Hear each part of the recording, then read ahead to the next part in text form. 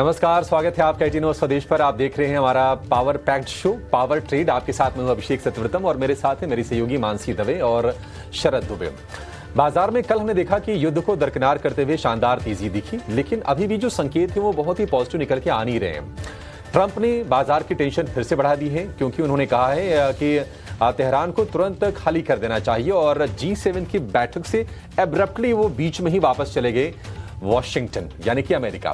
सवाल यह है कि क्या ईरान और इजराइल के बीच में जो जंग चल रही है, क्या अमेरिका उसको समर्थन दे रहा है, या फिर अमेरिका क्या अब सक्रिय भागीदारी यहां से आगे दिखाएगा? क्या जो डी एस्केलेशन के जो संकेत निकल के आ रहे थे, क्या फिर से वो इंटेंसिफाई होते हुए दिखेंगे? ये तमाम मसले हैं और ये चीज भारतीय बाजार को हो सकता है कि परेशान भी करें। गिफ्ट निफ्टी उसके छोटे से संकेत जरूर दे रहा है। कल हमने बड़ी तेजी देखी है, लेकिन आज अगर आप ग्लोबल बाजारों को देखेंगे तो यूएस फ्यूचर्स कमजोर हैं और उसके साथ साथ गिफ्ट निफ्टी पर भी उसका असर हमें देखने को मिल रहा है। तो अगले 2.5 घंटे आप हमारे साथ बने रहिए। जो ग्लोबल क्यूज है उसका हम बारीकी से विश्लेषण करेंगे। जो ट्रेड सेटअप होना चाहिए आपका, इस पर भी आपके लिए हम राय देंगे और अपने एक्सपर्ट्स को जोड़कर जो ट्रेड आपके लिए बन सकते हैं कमाई वाले, श्योर में मौके जो बनेंगे, उसके बारे में भी हम पूरी की पूरी पड़ताल करेंगे। तो 2.5 घंटे हमारे साथ बिल्कुल कुर्सी की पेटी बांधे रखिए। लेकिन चलिए पहले 4 वो संकेत लेकर आते हैं जिन पर आज बाजार की नजर रहने वाली है। तो डोनाल्ड ट्रंप ने टेंशन बढ़ा दी है और उन्होंने कहा है कि तेहरान खाली कर देना चाहिए। ट्रंप ने और बहुत कुछ कहा है। ट्रंप ने कहा है कि देखिए, हम ईरान के साथ बातचीत कर रहे थे और 60 दिन की मोहलत थी, उसमें बातचीत सफल नहीं हुई और 61वें दिन देखिए आप क्या हुआ। अब इसका सीधा सीधा मतलब ये है, मतलब लोग इसका मायने निकाल रहे हैं कि ये यूएस बैक्ड है जो इजराइल का हमला है ईरान के ऊपर। डाउ फ्यूचर अब इस बयान के बाद थोड़ा सा फिर से नर्वस हुआ है। कल हमने देखा था कि 325 अंकों के आसपास की तेजी रही, लेकिन 150 अंक नीचे आज कारोबार कर रहा है और नेस्डेक फ्यूचर्स में भी हम दबाव देखने को हमें मिल रहा है। गिफ्ट निफ्टी 25,000 के नीचे है। कल हमने देखा कि बढ़िया 250 अंकों की तेजी हमने कल निफ्टी में देखी है। हालांकि अपने क्रूशियल रेजिस्टेंस के पास जाकर दोनों के दोनों इंडेक्स लौटे थे। 56,000 की बाधा को कल निफ्टी बैंक पार कर नहीं पाया था। देखते हैं कि आज क्या होता है। ब्रेंट क्रूड, ऐसा लगा कि डी एस्केलेशन के संकेत आ रहे हैं। सूत्रों के हवाले से ये खबर आ रही थी कि ईरान ने कतर और सऊदी अरेबिया समेत कुछ और यूरोपीय देशों से भी कहा कि वो ट्रंप से इस बात के लिए दबाव इजराइल के ऊपर डलवाएं कि युद्ध को खत्म किया जाए। हालांकि सूत्रों के हवाले से ये खबर थी, कोई ऑफिशियल स्टेटमेंट आया नहीं था। तो क्रूड थोड़ा सा नरम हो रहा था। इंट्राडे में कल हमने देखा कि भाव $70 के आसपास तक गिरे, लेकिन आज फिर से उबाल है और ब्रेंट क्रूड आ गया है $74 प्रति बैरल के आसपास। अगर हम खबरों वाले शेयरों की बात करें तो आज खबरें थोड़ी सी कम है। बायोकॉन आज फोकस में रहेगा, क्योंकि उसका खुला है और 4,500 करोड़ रुपए कंपनी की जुटाने की योजना है। तो ये फंड रेज इंपॉर्टेंट है क्वालिफाइड इंस्टीट्यूशनल प्लेसमेंट के जरिए। और पीएम मोदी G7 की बैठक में हिस्सा लेने के लिए कनाडा पहुंच गए हैं। वैसे भारत जो है G7 का हिस्सा नहीं है, लेकिन लगातार भारत को अगर हम 2019 से देखें तो लगातार इनवाइट मिलता रहा है इस बैठक में शामिल होने के लिए। और ये कनाडा में ये बैठक अहम इसलिए भी है क्योंकि हमने देखा था कि जस्टिन ट्रूडो की जब सरकार थी कनाडा में, तो भारत के साथ रिश्ते थोड़े से तल्ख हो गए थे निज्जर वाली घटना को लेकर। और अब कहीं न कहीं एक डैमेज कंट्रोल की कोशिश है।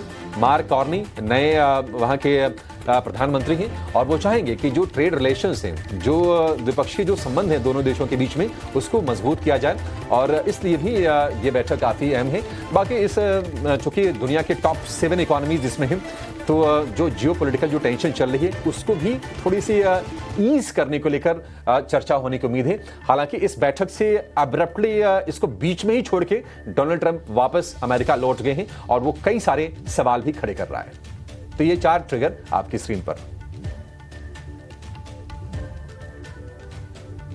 ये बिल्कुल अभिषेक इम्पोर्टेंट ट्रिगर जो आप अपने बता दिए। लेकिन मानसी, इतना सारा ग्लोबल क्यूज हो रहा है, कहीं ट्रंप पे इतने सारे अनाउंसमेंट्स आ रहे हैं। ऑफ कोर्स हमारे जो पीएम मोदी हैं वो भी G7 के लिए जो है रवाना हो रहे हैं। इतना सारा जियोपॉलिटिकल टेंशन चल रहा है। इस चीज को अगर आप जोड़े तो एक पजल जैसा हो जाता है। इस पजल को थोड़ा सुलझाते हैं। बिल्कुल। गुड मॉर्निंग शरद। शुरुआत आपने काफी अच्छी की। इनफैक्ट नरेंद्र मोदी जी को कैप्रिस में जो कल उच्च स्तरीय सम्मान मिला और इसके बाद G7 समिट भी कई सारे अहम मुद्दे हैं जिन पर चर्चा होने वाली है और ये मीट की भी सारे अपडेट्स हम आप तक जरूर पहुंचाएंगे। लेकिन हाँ, ग्लोबल बाजार में हो काफी कुछ रहा है। इजराइल और ईरान टेंशंस के बीच लगातार कल भी हम आपको बता रहे थे कि 72 घंटों से युद्ध जो है वो चल ही रहा है और ये युद्ध और आगे बढ़ता हुआ भी नजर आ रहा है। और ऐसे में इजराइल के साथ युद्ध को खत्म करने के पक्ष में ईरान जरूर है। मध्यस्थों के जरिए उन्होंने ये बातचीत रखी है। उनका ये कहना है कि ये जो वॉर लाइक सिचुएशन है इसको खत्म करना है। लेकिन इस बीच ट्रंप तो ट्रंप है, डोनाल्ड ट्रंप का बयान और उनकी बयानबाजी का असर खुद उनके यूएस मार्केट्स पर भी पड़ता है और अक्रॉस द ग्लोब मार्केट्स पर तो पड़ता ही है। उनका सीधा ये कहना है कि ईरान को तेहरान तुरंत खाली कर देना चाहिए और ये चेतावनी बाकायदा उनकी तरफ से आती हुई देखने को मिली है।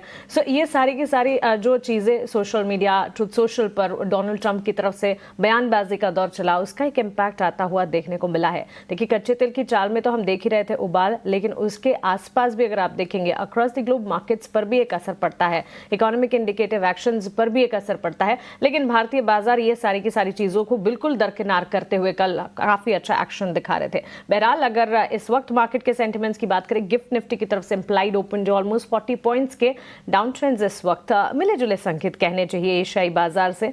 और यूएस मार्केट की अगर बात करें, मिडिल ईस्ट में टेंशन कम होने की उम्मीद के चलते कल अमेरिकी बाजार दौड़े, लेकिन उसके ठीक बाद डोनाल्ड ट्रंप के बयानबाजी के चलते हमने देखा फ्यूचर्स में इस वक्त अगर आप देखेंगे करीब 150 अंकों से ज्यादा की कमजोरी भी देखने को मिली है।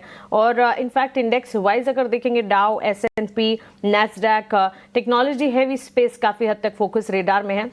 कल भारतीय बाजार में भी आईटी सेक्टर आउट परफॉर्म कर रहा था और विदेशी बाजार में भी यूएस मार्केट्स में नैस्डैक पर लगातार फोकस बना हुआ है। स्टॉक स्पेसिफिक काफी मूव्स वहां पर आते हुए देखने को मिले हैं।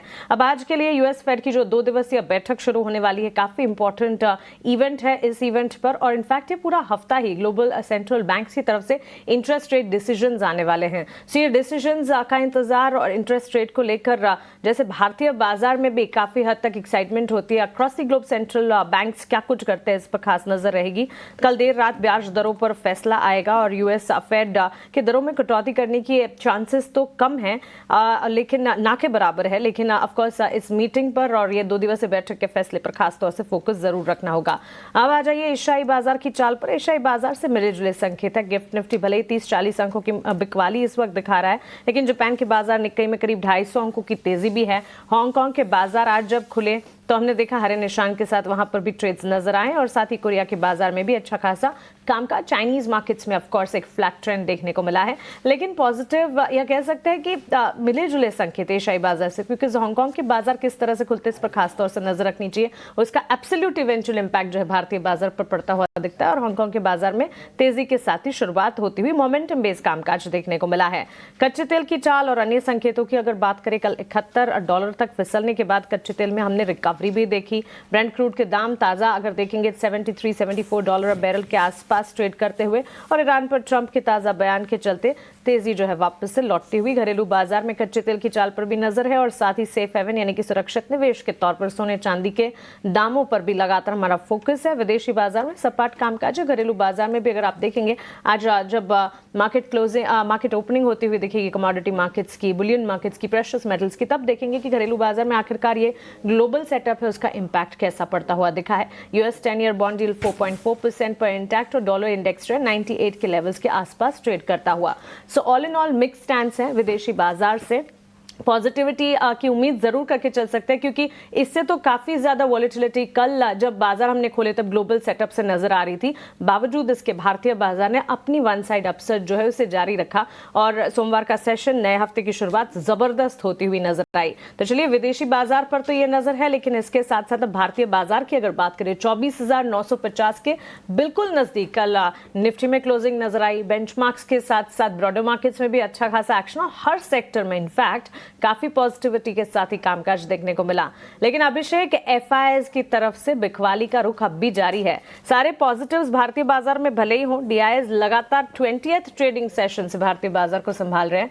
लास्ट 4 ट्रेडिंग सेशन से एफआईआईज की बिकवाली के आंकड़े, और अगर आप देखेंगे करीब 6,000 करोड़ तक की बिकवाली, 6,500 करोड़ तक की बिकवाली 11 जून से लेकर 16 जून तक एफआईआईज कर चुके हैं।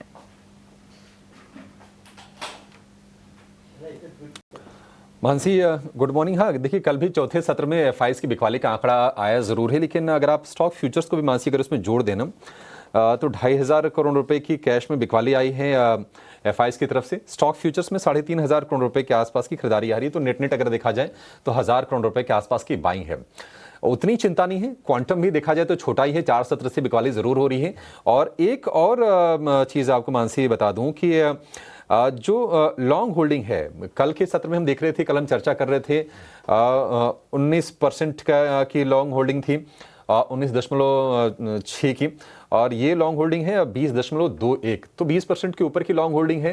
हालांकि दिक्कत की बात यह है कि सस्टेन हो नहीं रही है और वहां से बढ़ नहीं रही है। जब भी 20% 22% तक लॉन्ग होल्डिंग होती है, फिर से हम देखते हैं कि एफआईज की तरफ से उसमें कमी आ जाती है। अभी भी सिस्टम में काफ़ी ज़्यादा शॉर्ट है, मतलब काफ़ी ज़्यादा, 1 लाख से ज़्यादा कॉन्ट्रैक्ट अभी भी नेट शॉर्ट है अगर आप इंडेक्स फ्यूचर्स में देखेंगे तो ये एक चिंता बाजार के लिए है निश्चित तौर पर, इसमें कोई दो राय नहीं है। अब घरेलू फंड सपोर्ट तो कर रहे हैं और बहुत अच्छा सपोर्ट कर रहे हैं, मतलब दिखा रहे हैं कि देश की ताकत क्या है, हमारे फंड्स की मजबूती कितनी है। 20 सत्र से लगातार बाइंग हो रही है। लेकिन वही है कि अगर आपको तेज रफ्तार से चलना है तो जो गाड़ी के दोनों पहिए ना, दोनों पहियों को चलना पड़ेगा। अब एक पहिया तो थोड़ा सा जाम दिख रहा है, एक पहिया में लगातार हम देखने की अच्छी मजबूती है। तो ये एक चिंता की बात जरूर है। अगर हम ट्रेड सेटअप की बात करें तो देखिए, युद्ध को लेकर थोड़ी सी ना तनाव बढ़ गई है।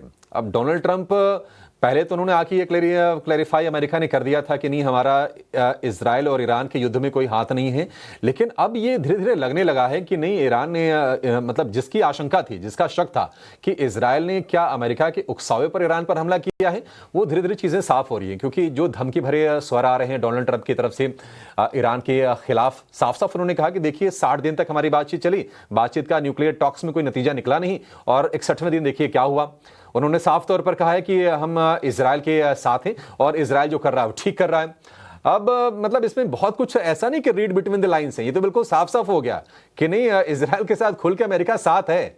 अच्छा, डर अब ये है कि अगर ये बातें सामने आ गई हैं और अमेरिका ने जब ये कह दिया है कि नहीं, हम तेहरान खाली कर देना चाहिए, हम इजराइल की चीजों का समर्थन कर रहे हैं, तो क्या अमेरिका अब खुल के इस युद्ध में आ जाएगा इजराइल के साथ में?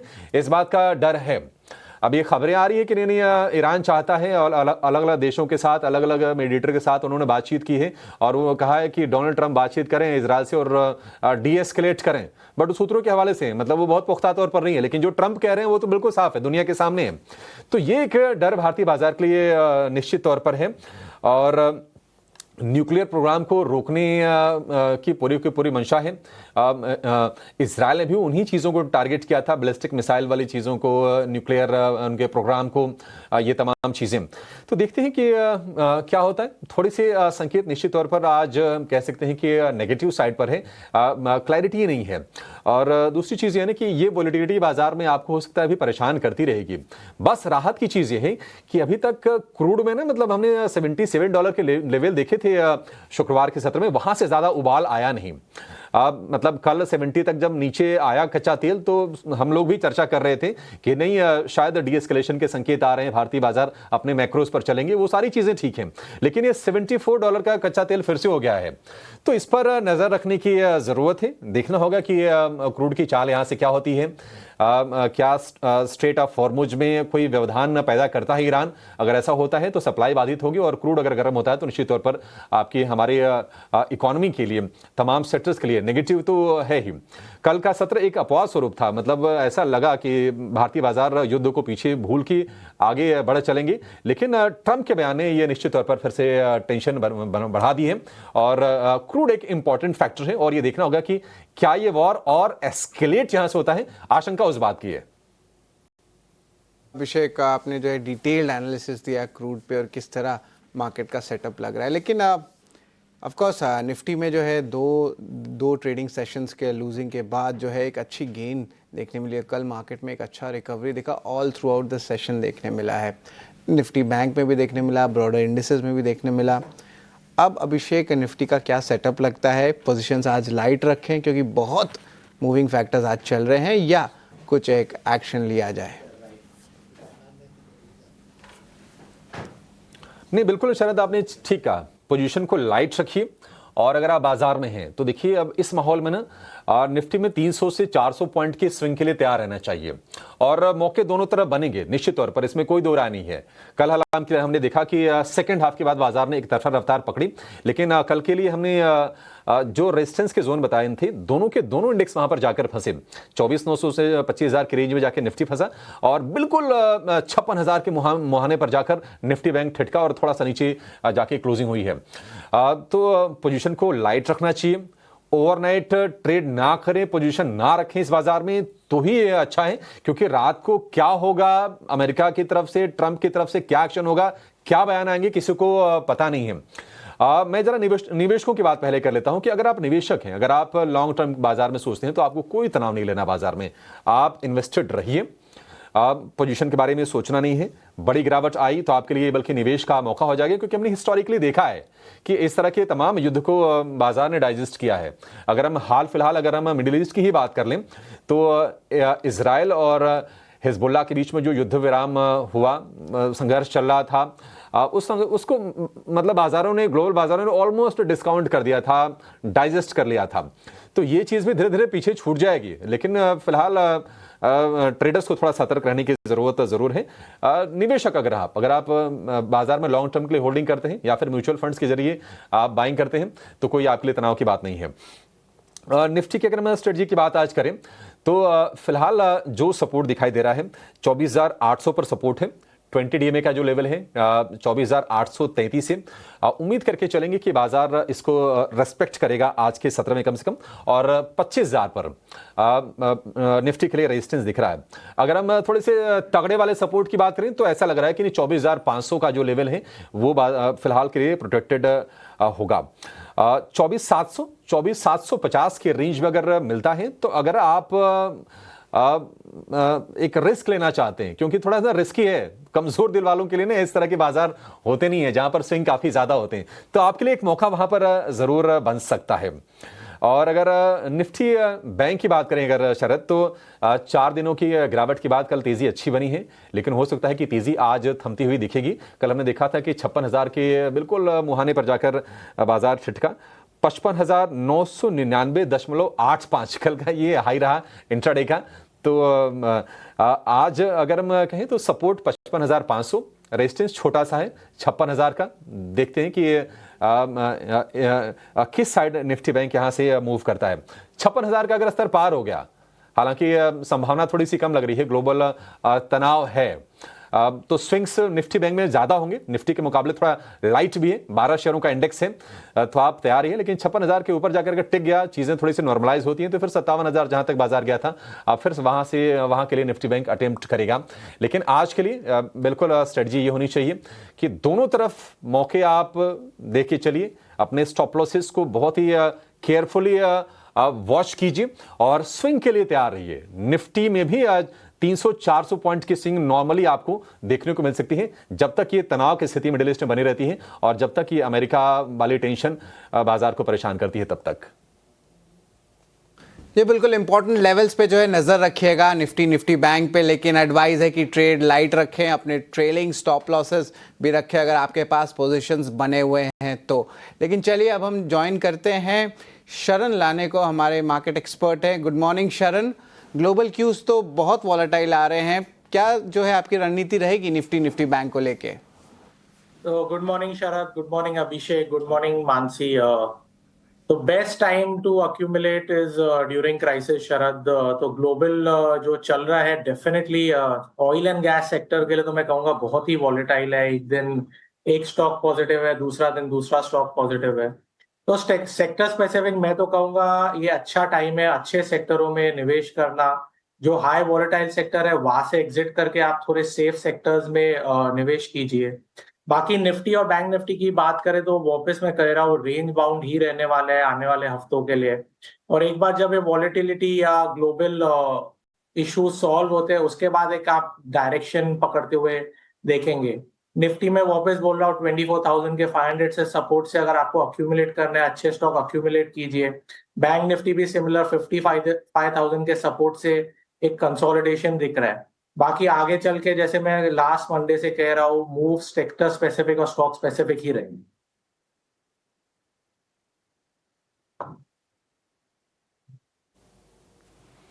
ठीक है, ये शरण की तरफ से निफ्टी को लेकर, मार्केट को लेकर फिर से लेवल हमने चेक कर लिए। एक्यूमुलेशन का वक्त है, अगर आप इन्वेस्टर हैं तो आप मतलब गिरावट आती है तो आपके लिए बाजार में मौके बन सकते हैं लंबी अवधि के लिए। लेकिन शरण आप बताइए कि आज अगर किसी को अगर ट्रेड करना हो, आपके हिसाब से मौके कहाँ पर बनेंगे और कौन से शेयर आपने चूज किए हैं? Good morning. तो अभिषेक जी, निफ्टी आईटी काफी समय से स्ट्रॉन्ग लग रहा था। कल एक बहुत ही अच्छा पॉजिटिव ब्रेकआउट दे दिया है, 200 डे ईएमए को भी क्रॉस कर दिया है, पिछले रेजिस्टेंस को भी क्रॉस कर दिया है। और मेरे पूरे रिसर्च में कल के तारीख में जितने पॉजिटिव स्टॉक्स है, टोटली निफ्टी आईटी सेक्टर से ही है। मैंने लास्ट थर्सडे टेक महिंद्रा दिया था। इतने वॉलेटाइल मार्केट होने के बाद स्टॉक ने अपने दोनों टारगेट अचीव कर लिए, तो उससे ही पता चल रहा है निफ्टी आईटी में स्ट्रेंथ कितनी है। इस हिसाब से आज मेरे दोनों टॉपिक्स निफ्टी आईटी से ही आएंगे। पहला आएगा एम्फेसिस, आप बाय कीजिए 2707, टारगेट रहेगा 2810 और 2910, और स्टॉप रहेगा 2607 डेली क्लोजिंग पे बेसिस पे। सेकंड स्टॉक रहेगा एचसीएल टेक, आप 1723 पे बाय कीजिए, टारगेट रहेगा 1875, स्टॉप लेगा 1650। और एचसीएल का एक और बोल देता हूँ, बहुत ही स्ट्रॉन्ग लगेगा, एक थोड़ा सा रेजिस्टेंट है 1745 के आसपास, उसे क्रॉस कर लेगा तो एक ऑफिशियल ब्रेकआउट माना जाएगा। स्टॉक 25 अप्रैल से निफ्टी को आउट परफॉर्म करते हुए आ रहा है। और तीसरा मेरा एक काफी सेफ स्टॉक है, सेफ सेक्टर से इतने वॉलेटाइल मार्केट के लिए मेरा तीसरा स्टॉक रहेगा अपोलो हॉस्पिटल। एक 6 महीने के डिसेंडिंग ट्रेंड लाइन का ब्रेकआउट देखा गया है, सेक्टर काफी सेफ है, तो एक बार आप निवेश कर सकते हैं। आप बाय कीजिए 7114 के लेवल पे, स्टॉप लॉस रहेगा 7000, टारगेट रहेगा 7230 और 7350 के लेवल से। इम्पोर्टेंट कॉल्स शरण के, लेकिन ऑफ कोर्स अब चलते हैं हमारे इन हाउस एफएनओ एनालिस्ट और एक्सपर्ट पुलकित के पास। लेकिन उसके जाने के पहले जो है, हम एक छोटी सी झलक आपको दिखाना चाहते हैं।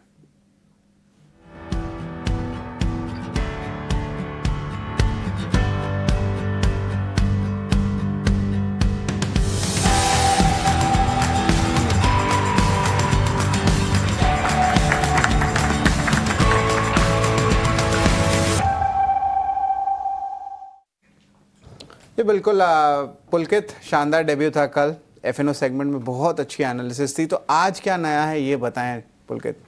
जी शरद जी, हम चालू करते हैं पहले डेटा से, डेटा को समझाते हैं और दर्शकों को इससे इजी हो जाता है कि आगे किस तरह के वो ट्रेड सेटअप बना सकते हैं। अगर हम पीसीआर की बात करें, पुट कॉल रेशो, जो आया है करीब 1.11, वहीं अगर हम कल के पीसीआर की बात करें तो वो था करीब 0.71, मतलब कि पीसीआर बड़ा है। अगर हम इंडेक्स फ्यूचर्स में ओपन इंटरेस्ट में किस तरह का बदलाव आया है तो ये करीब 0.65% घटा है। और ट्रेंड की बात करें तो ये शॉर्ट कवरिंग हुआ है। हम ये बता दें कि कल जब हमने बात की थी तो ये ट्रेंड शॉर्ट बिल्डअप की तरफ था और आज ये शॉर्ट कवरिंग की तरफ है। वहीं हम इंडेक्स ऑप्शंस की बात कर लेते हैं तो जो मोस्ट एक्टिव पुट है वॉल्यूम के बेसिस पे वो करीब 24,800 पर है, और जो हाईएस्ट पुट का ओपन इंटरेस्ट है वो 24,000 और 23,500 दोनों के ऊपर है। बहुत कम अंतर है दोनों के ओपन इंटरेस्ट में। मोस्ट एक्टिव कॉल की बात की जाए तो ये करीब 25,000 की स्ट्राइक पर है, और हाईएस्ट कॉल ओपन इंटरेस्ट की बात की जाए तो वो 26,000 और 25,000, बहुत कम अंतर है दोनों में, बट हाँ, इन दोनों के ऊपर हाईएस्ट कॉल ओपन इंटरेस्ट देखा गया है। निफ्टी बैंक की भी बात कर लेते हैं तो इसका पुट कॉल रेशो करीब 0.74 है। वहीं इनके इंडेक्स फ्यूचर में जो ओपन इंटरेस्ट में बदलाव आए हैं तो करीब 3.42% का नेगेटिव में, मतलब ये कम हुआ है, और ट्रेंड वही शॉर्ट कवरिंग की तरफ है जो कि कल शॉर्ट बिल्डअप था। वहीं अगर मैं इंडेक्स फ्यूचर्स में एफआई की लॉन्ग पोजीशन की बात कर लूं तो ये करीब 20.21% है, जो कि कल 19.06% थी। अब मैं आपको दर्शकों को ये बताना चाहूंगा कि जो हमने मोस्ट एक्टिव पुट की बात की 24,800 के ऊपर, यहां पर पुट राइटिंग देखी गई है। पुट राइटिंग मतलब पुट को बेचा गया है, तो ऐसा माना जा रहा है कि ये एक सपोर्ट की तरह काम कर सकता है। वहीं जो हमने मोस्ट एक्टिव कॉल की बात की थी जो कि 25,000 के ऊपर थी, वहां पे कॉल में शॉर्ट कवरिंग देखी गई है। तो मतलब जो लोग थे जो कॉल को शॉर्ट करके गए थे, उन लोगों को कल के मूव के बाद थोड़ा सा डर लगा और उन्होंने वो कॉल्स को शॉर्ट को कवर किया है। तो जी ये था शरद जी पूरा का पूरा एफ&ओ के बारे में। मैं एफ&ओ बैन में जो लिस्ट में है उन स्टॉक्स के बारे में भी चर्चा कर लेता हूं। करीब 9 स्टॉक हैं जो F&O की बैन की लिस्ट में है।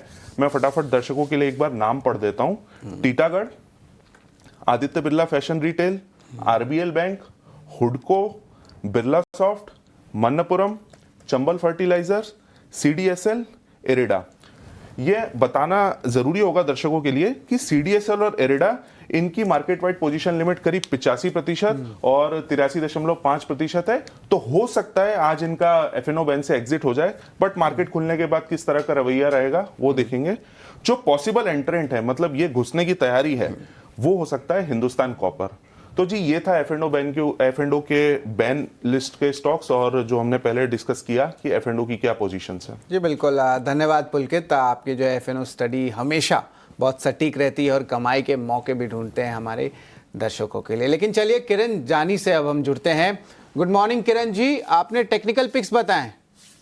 Very good morning everyone. So overall अगर हम मार्केट का स्ट्रक्चर देखें तो कहीं ना कहीं कल की तेजी के बाद या तो 2 दिन की तेजी के बाद हमें ऐसा लग रहा है कि लार्ज कैप स्टॉक्स में ये तेजी कंटिन्यू रहेगी, और या तो जिस तरह से 2 दिन में स्मॉल कैप मिड कैप चलेगा, अगर मार्केट को 24,800 से 25,000 के लेवल के बीच में सस्टेन होना है, so there are few large cap जिन्हें अभी कमांड संभालनी पड़ेगी।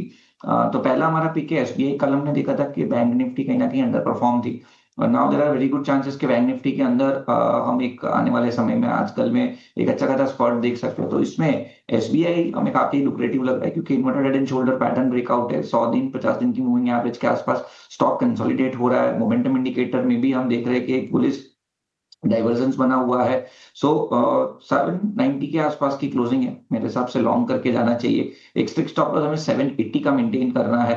अगर 780 का लेवल ब्रेक नहीं होता है तो there are very high chances कि 1 से 2 दिन में हम 820 तक की रैली एसबीआई में देख सकते हैं। तो एसबीआई हमारा पहला प्रेफर्ड पिक रहेगा।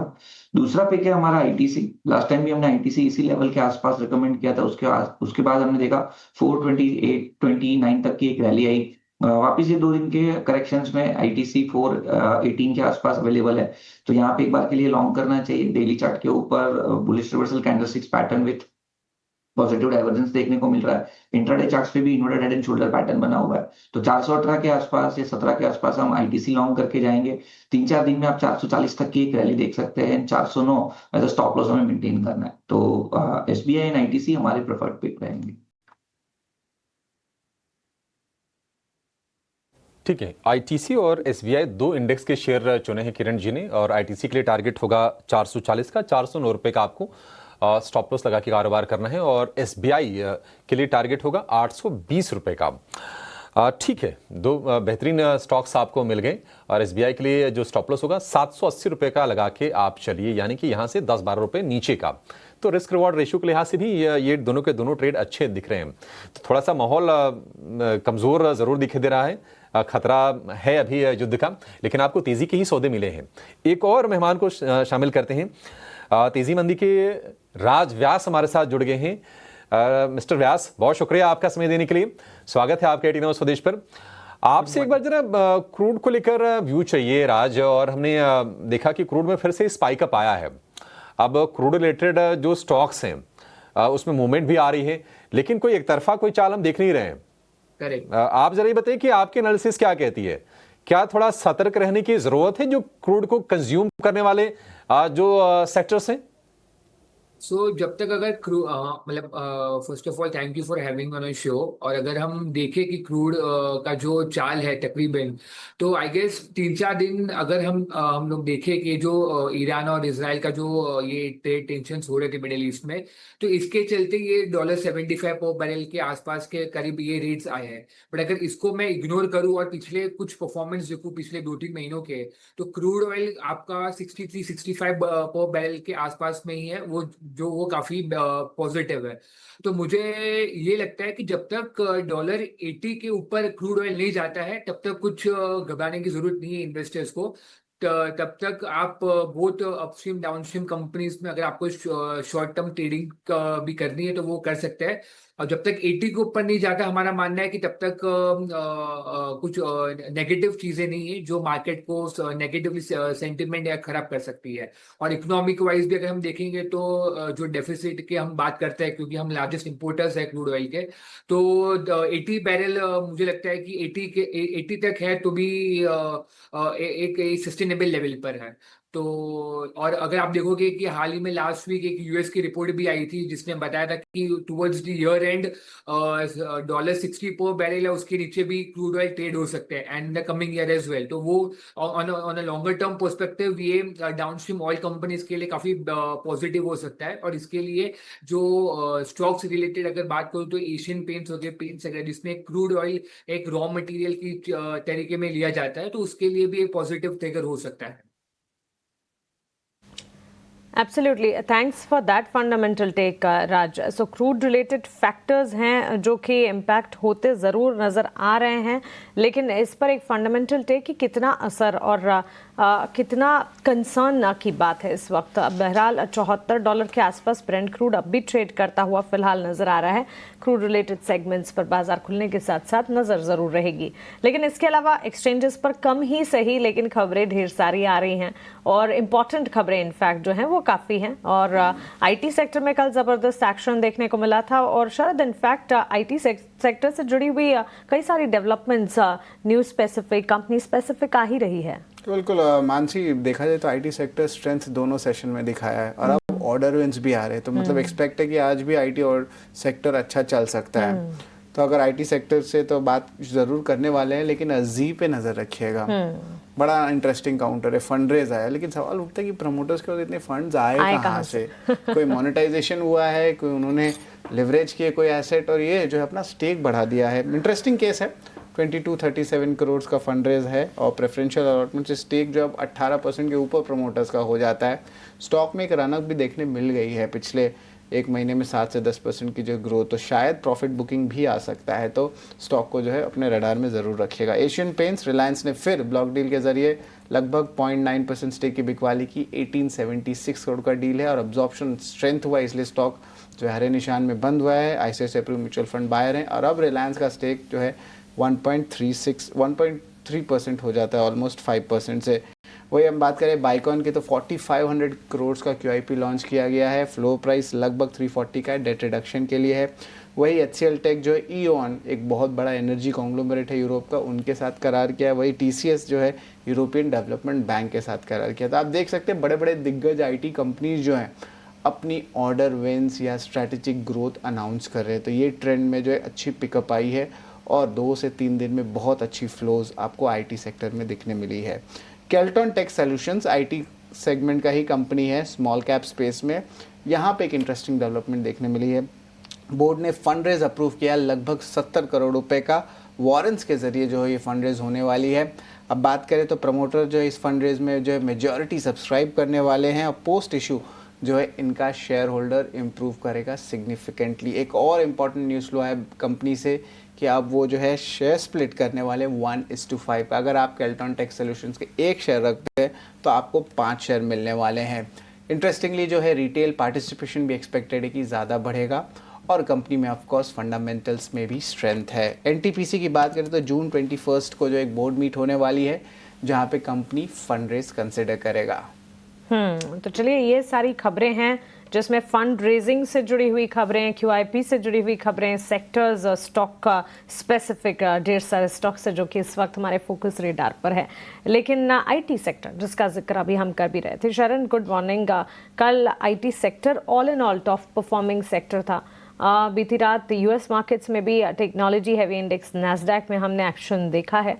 और कल की ही अगर बात करें, छोटी मझौली मिड कैप IT कंपनियां भी अच्छा प्रदर्शन दिखा रही थी। लार्जर IT प्लेस में तो एक्शन था ही, लेकिन पर्सिस्टेंट सिस्टम जैसे स्टॉक्स को फोर्ड जहां पर अच्छा खासा एक्शन और दिन के उच्चतम स्तर पर ये स्टॉक्स जो हैं वो ट्रेड करते हुए बंद होते हुए नजर आए। IT सेक्टर पर लार्जर IT प्लेस और साथ साथ मिड कैप IT काउंटर्स में कोई स्टॉक आपको पसंद आता है? तो मानसी जी, अगर आप पूरे सेक्टर की बात करें तो पूरा सेक्टर एक ही तरफ जा रहा है, वो है आर्क साइड पे। अगर आप मिड कैप्स की बात करें, एप्पल हो गया, इंटेलेक्ट हो गया, कोफोर्ज हो गया, अगर आप जिसके भी चार्ट्स उठा के दे, या रिवर्सल है या ब्रेकआउट के लेवल्स पे, अगर आप मेरे हिसाब से तो ये सेक्टर आज का टॉप परफॉर्मिंग सेक्टर होगा। मिड कैप ले लीजिए, लार्ज कैप ले लीजिए, ओवरऑल सब एक ब्रेकआउट लेवल पे आज नहीं तो आने वाले 2-3 दिन में डेफिनेट एक अच्छा ब्रेकआउट देखेंगे। मिड कैप लार्ज कैप दोनों में ही पूरे सेक्टर में एक ट्रांसफॉर्मेशन दिखाई दे रही है और ये वॉर को लेते हुए इतनी वॉलेटिलिटी ये सेक्टर में नहीं दिखी है। ऊपर से आपको दिखाई दे रहा है काफी इंस्टीट्यूशनल और पैसे इस सेक्टर में लग रहे हैं, तो ओवरऑल स्ट्रांग है, प्राइस एक्शन स्ट्रांग है। आप मिड कैप लीजिए या लार्ज कैप लीजिए, अच्छे पैसे बनेंगे आने वाले समय में। चाहे मिड कैप या लार्ज कैप, आईटी स्पेस में अच्छा एक्शन है और ये एक्शन जो है ये लगातार बढ़ता हुआ दिखेगा। आईटी सेक्टर में जहां आउट परफॉर्मेंस थी, Kiran ji good morning. IT के ठीक साथ साथ रियल एस्टेट सेक्टर भी कल अच्छी खासी मजबूती के बीच ही ट्रेड कर रहा था। अगेन लार्जर रियल एस्टेट कंपनियां और साथ ही smaller real estate spaces scripts की अगर बात करें, अच्छी खासी मजबूती का ट्रेंड देखने को मिला। पिछले हफ्ते हमने देखा था रियल एस्टेट सेक्टर ने एक बैक सीट भी पकड़ी थी, लेकिन all in all fundamentally technically sector के लिए अपसाइकिल जो है वो लगातार इंटैक्ट है, यही माना जाता है। निफ्टी रियल्टी इंडेक्स भी कल अच्छी खासी प्रदर्शन के साथ क्लोज हुआ है। रियल एस्टेट स्पेस में कोई चुनिंदा स्क्रिप्ट अगर आपको पसंद आती है? वेरी गुड मॉर्निंग मानसी जी। तो ओवरऑल आपने जैसे बताया कि कल जो रियल एस्टेट सेक्टर के अंदर हमने देखा कि नीचे के लेवल से जो रिकवरी आई है, उसमें काफी सारे लार्ज कैप रियलिटी और कहीं ना कहीं मिड कैप रियलिटी के अंदर आई है। हमारा फोकस जो है वो लार्ज कैप की तरफ ही रहेगा। पहले मैं इंडेक्स के ऊपर व्यू दे दूं तो जब तक ये 980 970 के ऊपर निफ्टी रियलिटी इंडेक्स ट्रेड कर रहा है, तब तक there are very good high chances कि हम 1100 तक के लेवल यहाँ पे देखने को मिल सकते हैं। अब सिमिलर चार्ट पैटर्न हमें ओबेरॉय रियलिटी में दिख रही है। ओबेरॉय रियलिटी ऊपर 23-2400 के आसपास से जो करेक्शन आया 1500 तक, वहां से एक राउंडिंग बॉटम है तो ट्रिपल बॉटम पैटर्न ब्रेकआउट 1730 के आसपास मिला है। हमने मल्टीपल टाइम ये स्टॉक डिस्कस किया है। अभी तो ये स्टॉक 200 डेज मूविंग एवरेज के ऊपर भी है। एक cup and handle pattern formation है। जब तक ये 1850 का लेवल ब्रेक नहीं करता है तब तक हम बाय ऑन डिप्स कर सकते हैं, और यहाँ पे अगर इसने 1850 ब्रेक नहीं किया तो 2150 2200 तक के लेवल्स भी आ सकते हैं। तो positionally Oberoi Realty looks very much promising, we can go long. ठीक है, ओबेरॉय रियल्टी कल हमने देखा कि क्लोजिंग अच्छी दी थी शेयर ने, 1930 रुपए पर जाके बंद हुआ डे हाई के आसपास, और 1850 अगर ब्रेक नहीं करता नीचे तो तेजी आप इसमें करिए। बाय ऑन डिप्स वाले ये काउंटर है, 2150 और 2200 रुपए तक जाने की क्षमता रखता है। स्टॉप लॉस 1850 पर आपको लगा के चलना है इस शेयर में। एक और एक्सपर्ट को जोड़ लेते हैं, जानी मानी टेक्निकल एक्सपर्ट रचना वैद्य हमारे साथ शो में शामिल हो गई हैं। रचना जी बहुत शुक्रिया आपका समय देने के लिए। रचना जी, आपके शेयर्स कौन से हैं, आपने क्या चुने आज? हम तो आज अपने एक्सपर्ट से देख रहे हैं कि चौतरफा तेजी वाली कॉल निकल के आ रही है, एक भी शॉर्ट का सौदा अभी तक मिला नहीं। आप बताइए, कोई शॉर्ट वर्ड करें या फिर तेजी ही करना है बाजार में? जी, मेरे हिसाब से बाजार जो है वो बाइंग की अपॉर्चुनिटी देना चाहिए, लेकिन ओपनिंग में नहीं देना चाहिए। फर्स्ट एक डाउन स्विंग चाहे ओपनिंग में हो चाहे थोड़ी देर में हो, लेकिन एक डाउन स्विंग होने के बाद अगर बाइंग करेंगे तो ट्रेडेबल लंबा स्विंग अपसाइड पे मेरे हिसाब से बनना चाहिए, बट आफ्टर अ डिप। तो उस हिसाब से हम मार्केट को देखेंगे। शॉर्ट तो नहीं प्लान कर रहे एज ऑफ नाउ, लेकिन लॉन्ग साइड पे थोड़ा इंतजार के बाद इमीडिएट जंप नहीं करेंगे, इतना कॉशन जरूर रखेंगे।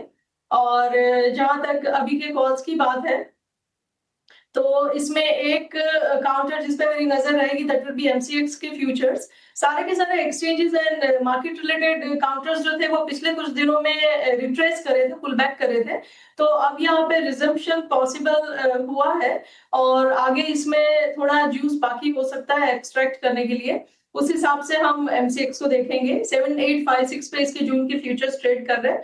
अगर ये 7800 के ऊपर बने रहते हैं आज की ओपनिंग के फर्स्ट 15 मिनट्स के बाद, तो हम इसमें लॉन्ग करने की कोशिश करेंगे 7790 के एसएल के साथ फॉर अ टारगेट ऑफ 7930। और दूसरा जो कॉल हम देखेंगे इसी मॉर्निंग के लिए, that could be probably the counter of SBI life. SBI life के फ्यूचर्स में लास्ट ट्रेडिंग डे को अच्छी खासी स्विंग आई थी। अब ये रेजिस्टेंस के आसपास बैठा है 1800 के लेवल पे। अगर ये निकलेगा रेजिस्टेंस 1805 के ऊपर ये क्रॉस करेगा in the first half of the day, तो और तब हम इसको बाय करेंगे 1805 के ऊपर जून फ्यूचर्स पे 1790 का एसएल लगाएंगे और 1830 का टारगेट।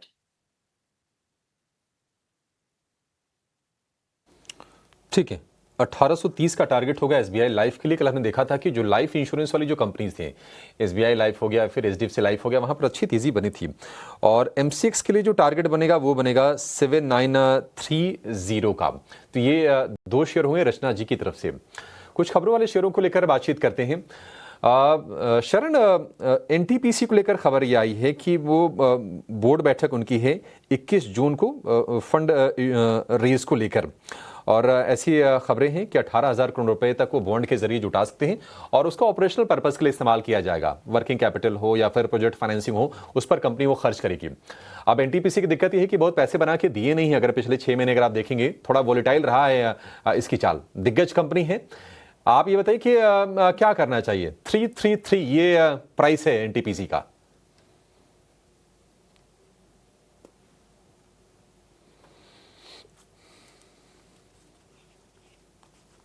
शरण जी। अभिषेक जी, अगर एनटीपीसी की बात करें तो एक लोअर लो बनाते हुए चल रहा है स्टॉक अपने सारे मूविंग एवरेजेस के नीचे ट्रेड कर रहा है।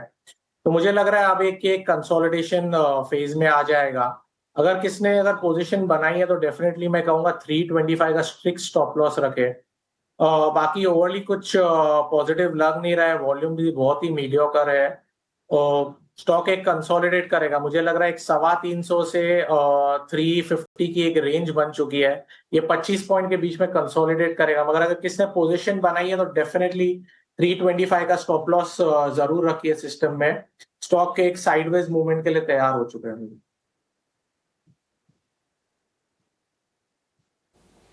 ठीक है, एनटीपीसी को लेकर ये व्यू। राज, जी एंटरटेनमेंट में जो प्रोमोटर ने इंटेंट दिखाया है, मतलब हम काफी लंबे समय के बाद देख रहे हैं कि वारंट जारी करेंगे करीब 17 करोड़ और 2237 करोड़ रुपए ये जुटाने वाली कंपनी, और हिस्सा बढ़कर हो जाएगा 18.39%। काफी मजबूत ये इंटेंट दिख रहा है। क्या शेयर को लेकर आपका भरोसा है? As a group, as a company, Zee को लेकर आप कितने उत्साहित हैं? हालांकि थोड़ी बाइंग तो हमने लोअर लेवल से देखी है शेयर में। करेक्ट। लोअर लेवल पे हम लोगों ने भी बाइंग देखी थी, और अगर आप एज अ स्टॉक हम लोग हमारे पोर्टफोलियोज में रिकमेंड नहीं करते, बट अगर टेक्निकली आप देखोगे तो जब तक स्टॉक 130 के ऊपर ट्रेड कर रहा है तो बाय ऑन डिप्स की स्ट्रेटेजी एज अ ट्रेडर जिसको करना है वो कर सकता है। क्योंकि अगर हम क्वार्टरली कॉन कॉल में देखे या मैनेजमेंट का जो गाइडेंस था, तो उन्होंने स्ट्रिक्टली बोला था कि उनका जो फोकस है that is purely on profitability and margin focus, और FY25 में क्लियरली हम लोग को वो एक मार्जिन इंप्रूवमेंट हमें देखने को मिला था। एंड आई गेस जो कंपनी है वो एक बैलेंस ग्रोथ स्ट्रक्चर के उसके ऊपर जा रही है to provide future growth investment opportunities. And इसके साथ ही वो जो कॉस्ट है अपना, उसको कॉस्ट को भी वो एक मेंटेन करने की कोशिश कर रही है। और जो सब्सक्रिप्शन मॉडल के हिसाब से जो उनको रेवेन्यू आगे आने वाला है, उनमें भी जो मैनेजमेंट की कमेंट्री थी वो काफी पॉजिटिव थी। तो हमें लगता है कि जैसे इनका जो डिजिटल जो OTT स्पेस में जैसे इसका Z5 का हो गया, वहां से जो उनको रेवेन्यूज आ रहे हैं वो काफी अच्छे और उनके व्यूअरशिप भी काफी बढ़ रहे हैं। तो ये सब के चलते और जो प्राइसिंग स्ट्रेटेजी जो मैनेजमेंट कर रही है, तो उसके हिसाब से फंडामेंटली और टेक्निकली वाइज अगर मैं देखूं तो ये स्टॉक काफी अच्छा लग रहा है। और जब तक, जैसे कि मैंने बताया आपको, कि जब तक स्टॉक 130 के ऊपर ट्रेड कर रहा है तो तब तक आप इसमें होल्ड कर सकते हो इन्वेस्टर्स। जी बिल्कुल, होल्ड की राय जी इंटरप्राइजेस के लिए।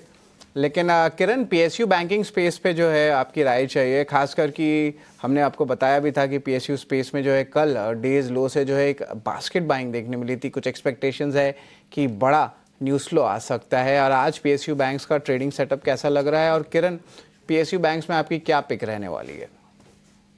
सो ओवरऑल बैंक निफ्टी के अंदर हमारा व्यू पॉइंट काफी अच्छा है। देखिए, कल की अगर मैं बात करूँ, कल के सत्र में कहीं ना कहीं बैंक निफ्टी में आपने जैसे बताया कि एक लेटर हाफ ऑफ या तो एंड ऑफ द डे तुम्हें एक बाइंग देखने को मिली, अदरवाइज मॉर्निंग से तो अंडर परफॉर्म था।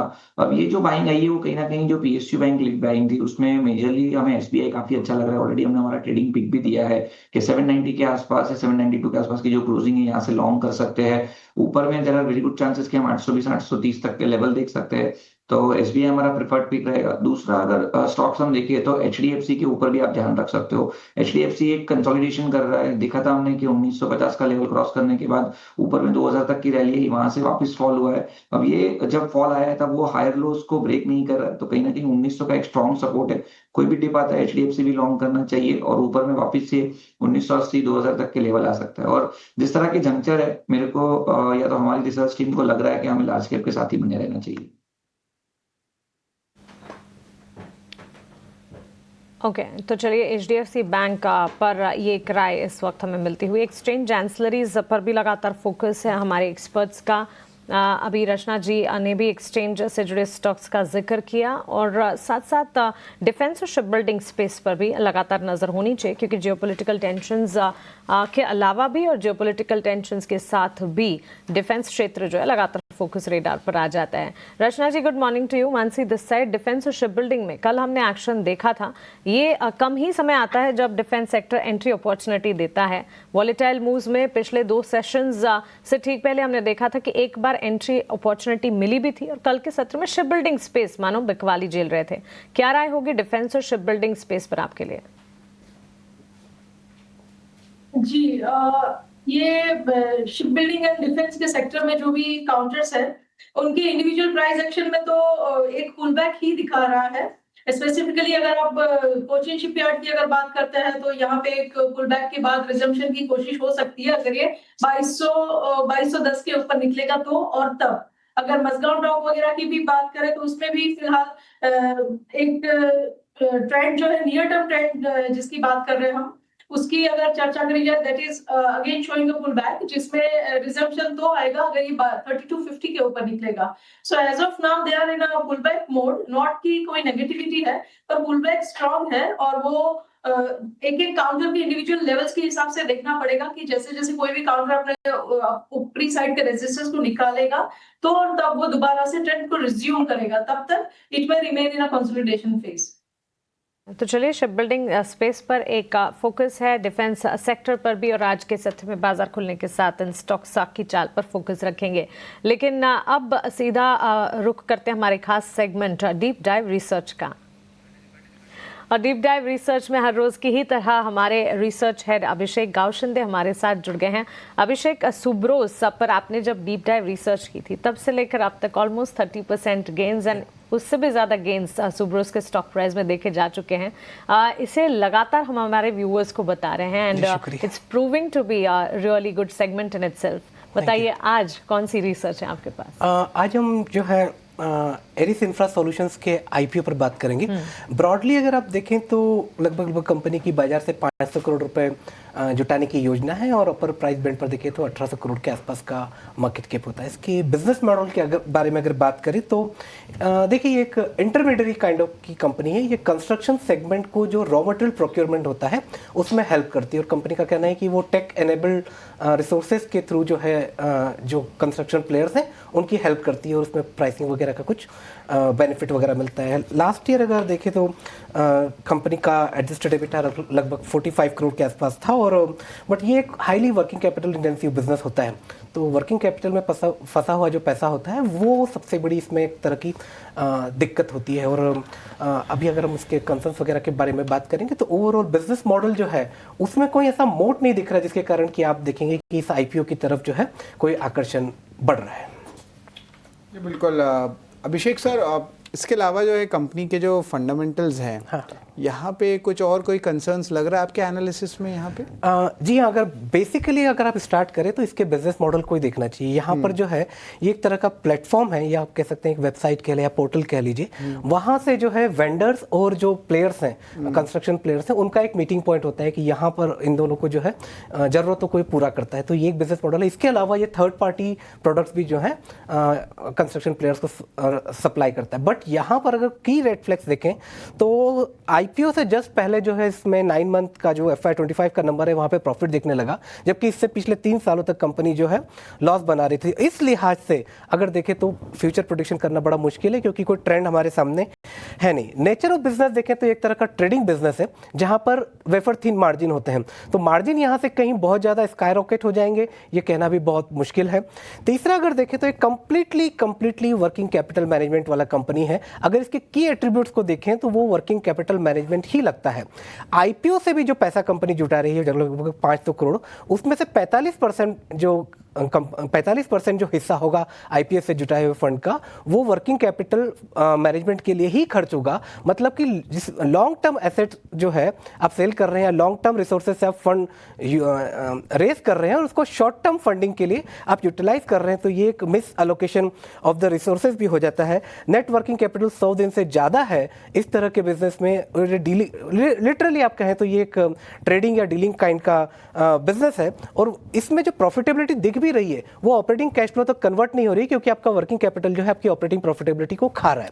तो इस तरीके से अगर ये ऑपरेटिंग प्रॉफिटेबिलिटी में जो 9 मंथ में इंप्रूवमेंट दिख भी रहा है वो ऑप्टिकल है केवल, क्योंकि ऑपरेटिंग कैश फ्लो अभी भी आपका नेगेटिव है। लार्जली 3-4 स्टेट से इसका 94% काइंड ऑफ रेवेन्यू आता है। तो ऐसा नहीं कि टेक इनेबल्ड होने के कारण ये एक पैन इंडिया कंपनी हो गई है। तो इस लिहाज से इन तीनों चारों चीज़ों को अगर हम ऐड ऑन करते हैं तो यहाँ पर ऐसा कोई मोट नहीं दिखता, ऐसा कोई अट्रैक्शन नहीं दिखता कि इस कंपनी के साथ जाना चाहिए। और अगर आप तुलनात्मक रूप से देखें तो हम इसको 5 में से केवल जो है 2 मार्क्स देंगे। 5 में से 2 नंबर। एरिस इंफ्रा सॉल्यूशंस कैश फ्लो को लेकर प्रॉब्लम है। रेवेन्यू कंसंट्रेशन कुछ राज्यों पर बहुत ज़्यादा निर्भरता हम देख रहे हैं और इसके चलते भरोसा जम नहीं पा रहा है एरिस इंफ्रा पर। शरण का भी व्यू ले लेते हैं। शरण, आपने भी स्टडी किया है क्या एरिस इंफ्रा सॉल्यूशंस को? आपका व्यू क्या होगा? आप कितने नंबर देंगे? सॉरी अभिषेक, थोड़ा वॉल्यूम का इश्यू हो रहा है तो मैंने अभिषेक की कुछ भी बात नहीं सुनाई दे रही थी, मगर मैं अपने तरफ से एरिस इंफ्रा का बता देता हूँ एक सिंपल लेमैन टर्म्स में पहले के। क्या कंपनी क्या करती क्या है? बेसिकली ये एक इंटरमीडियरी या एक ब्रोकर कह सकते हैं, एक डिस्ट्रीब्यूटर और एक बिल्डर या इंफ्रास्ट्रक्चर कंपनी के बीच में। तो अगर आप कंपनी की बात करें, कंपनी ने एक टेक प्लेटफॉर्म क्रिएट किया है जो डिसेंट है, मगर कोई फर्स्ट मूवर एडवांटेज नहीं है। काफी कंपनियां पहले ही प्रेजेंट थी इस स्पेस में। और वर्किंग कैपिटल और फाइनेंशियल्स की बात करें तो काफी वीक साइड पे है। 2-4 रेड फ्लैग बता देता हूँ। कंपनी जो पैसे रेस कर रही है बेसिकली 200 करोड़ डेट रीपेमेंट के लिए, वो मोर और लेस पेरेंट और प्रमोटर ग्रुप को जा रहा है जो मेंशन्ड है आरएचपी में, तो एक काफी बड़ा रेड फ्लैग है। सेकेंडली वर्किंग कैपिटल की बात करें, 120 डेज के रिसीवेबल्स है, पेएबल्स अराउंड 60-70 डेज का है, तो हमेशा एक वर्किंग कैपिटल स्ट्रेस रहने ही वाला है कंपनी में। लास्टली बहुत ही लो मार्जिन बिजनेस है। आज एक डिस्ट्रीब्यूटर है जो 2-4% मार्जिन कमाता है, वो कितना ही ये कंपनी के साथ शेयर कर पाएगा? मैक्सिमम 1 और 1.5%। तो over a long period of time ये कितना भी स्केल कर दे, इनके मार्जिन्स बहुत ही लो रहने वाले हैं। आपके आरओई आरओईसी आगे वाले समय में भी काफी गिरते हुए दिखेंगे। तो कंपनी डिसेंट है, मगर सेक्टर सही नहीं चुना है। बहुत ही लो मार्जिन सेक्टर है।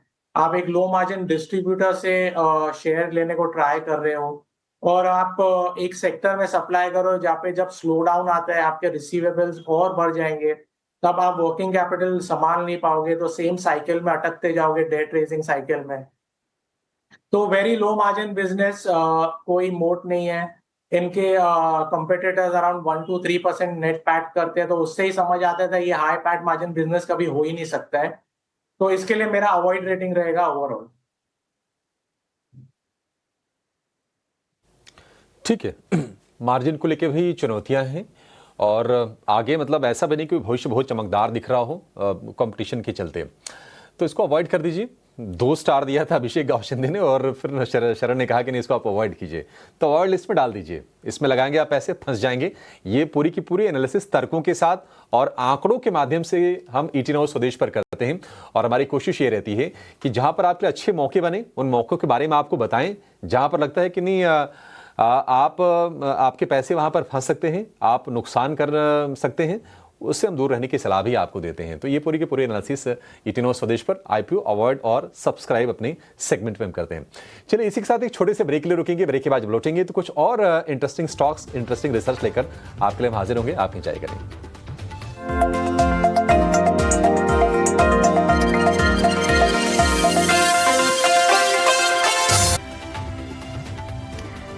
संकेतों के बीच भारतीय बाजार थोड़े ही मिनटों में खुलने के लिए तैयार हैं, लेकिन कल की धुआंधार तेजी क्या आज भी बरकरार रहेगी या नहीं, इसी सवाल का जवाब लेने की होगी कोशिश। नमस्कार, मार्केट्स लाइव में आपका स्वागत है। आपके साथ मैं हूं मानसी दवे और मेरे साथ मेरे सहयोगी अभिषेक सत्यव्रतम है। हमारे साथ एक्सपर्ट्स की पैनल लगातार हमारा साथ निभा रही है। आपको बाजार पर फंडामेंटल और टेक्निकल आउटलुक सारे के सारे बता रही हैं, ताकि बाजार खुलने के साथ साथ आप मार्केट में अपनी रणनीति, अपनी स्ट्रैटेजी है जो सही मायने में बना पाएं।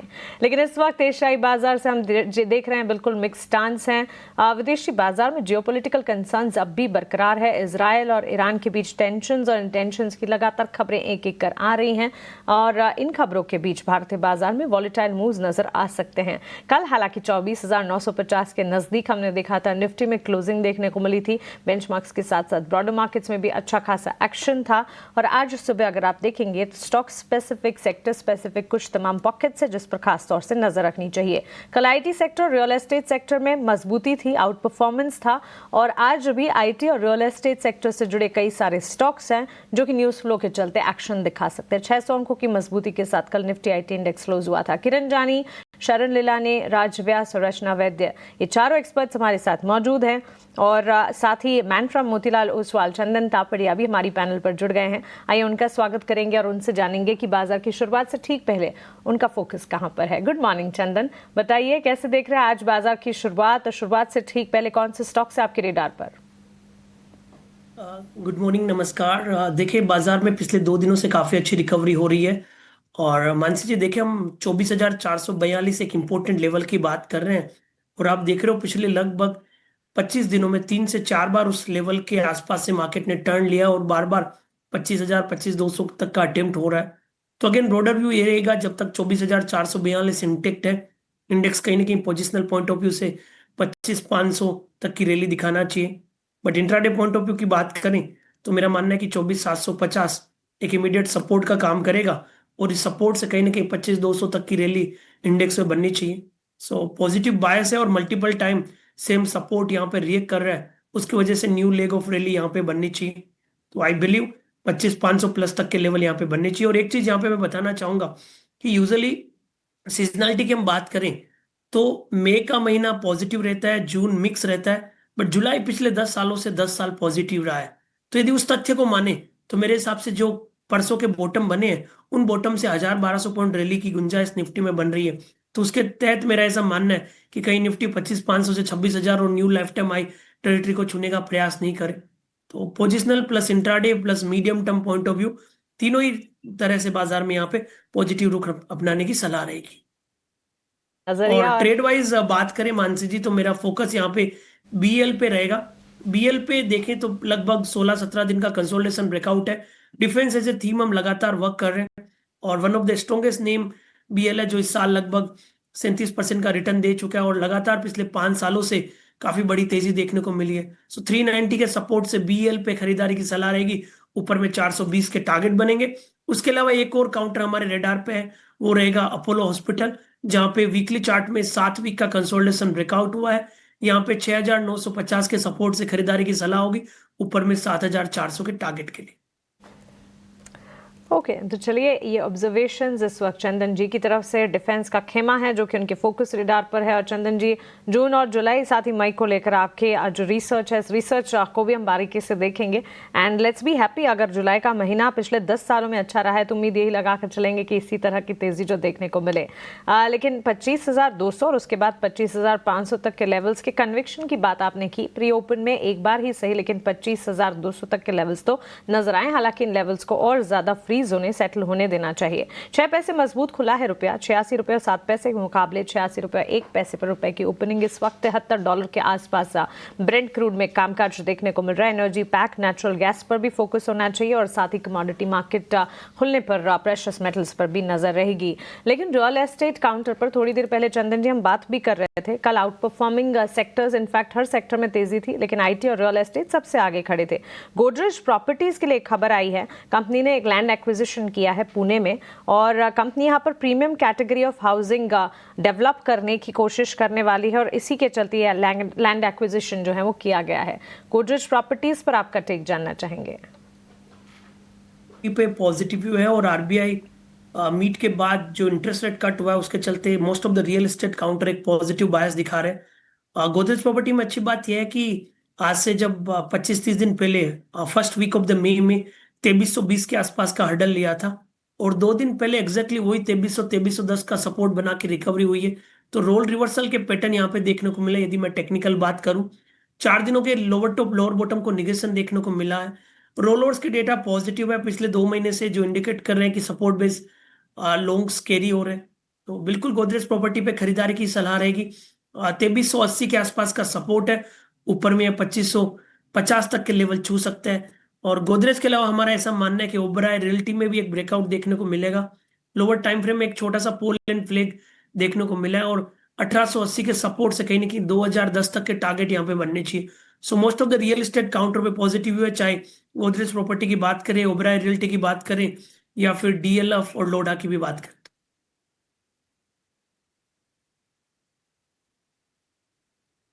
स्टॉक्स में तेजी दिख रही है। ओबरॉय रियल्टी पर हमारे जो एक्सपर्ट्स हैं उनका कन्विक्शन साफ झलक रहा है। पहले भी किरण जी ने शायद इसको खरीदने की सलाह दी थी और अब चंदन जी भी कह रहे हैं कि आपके लिए मौके बन सकते हैं, तो आज भी इन पर नजर रख के आप जरूर चलिए। एक शेयर, अच्छा केमिकल स्टॉक्स में कल हमने काफ़ी अच्छी मजबूती देखी थी। थोड़ी सी स्टॉक स्पेसिफिक थी बट कुछ स्टॉक्स काफ़ी चल रहे थे। पीआई इंडस्ट्रीज को लेकर रिपोर्ट आई थी मॉर्गन स्टैनली की, अपग्रेड किया गया था शेयर को और अच्छी स्ट्रेंथ दिखी थी पीआई इंडस्ट्रीज के शेयर में। शरण, ये आपको लगता है कि तेजी आगे बनी रहेगी और क्या नया अगर किसी को ट्रेड करना हो उसके लिए मौके हैं या फिर अब अवॉइड करें इसको? जी, एक छोटा सा रेजिस्टेंस था 4000 का, वो तो स्टॉक ने गैप अप खुलते ही ब्रेकआउट कर दिया, तो स्टॉक ने एक बड़ा गैप बना लिया, उसको एक स्ट्रेंथ माना जाता है। और ऐसा नहीं कि गैप के बाद स्टॉक ने एक रीटेस्ट करने लगा अपने ब्रेकआउट को, सीधा ही बढ़ते हुए चला है और एकदम वॉल्यूम्स के साथ बढ़ा है। I think one of the high volume candle days माना जाएगा और एक इसको माराबूजो कैंडल भी आप बोल सकते हो। तो इसको डेफिनेटली एक आपको फॉलो थ्रू देखा जाएगा। अगर किसी ने निवेश किया है डेफिनेटली आप अपना रिस्क मैनेज तो करते हुए चले, मगर अभी लग रहा है एक नेक्स्ट लेवल आपको 4275 का दिख सकता है आने वाले 1 से 2 दिन में। स्टॉक काफी बुलिश है, काफी वॉल्यूम बाइंग हुई है और एक नहीं, पिछले पूरे हफ्ते में 2 से 3 बार काफी वॉल्यूम से अक्यूमुलेट किया गया है स्टॉक को, तो overly very positive on the stock.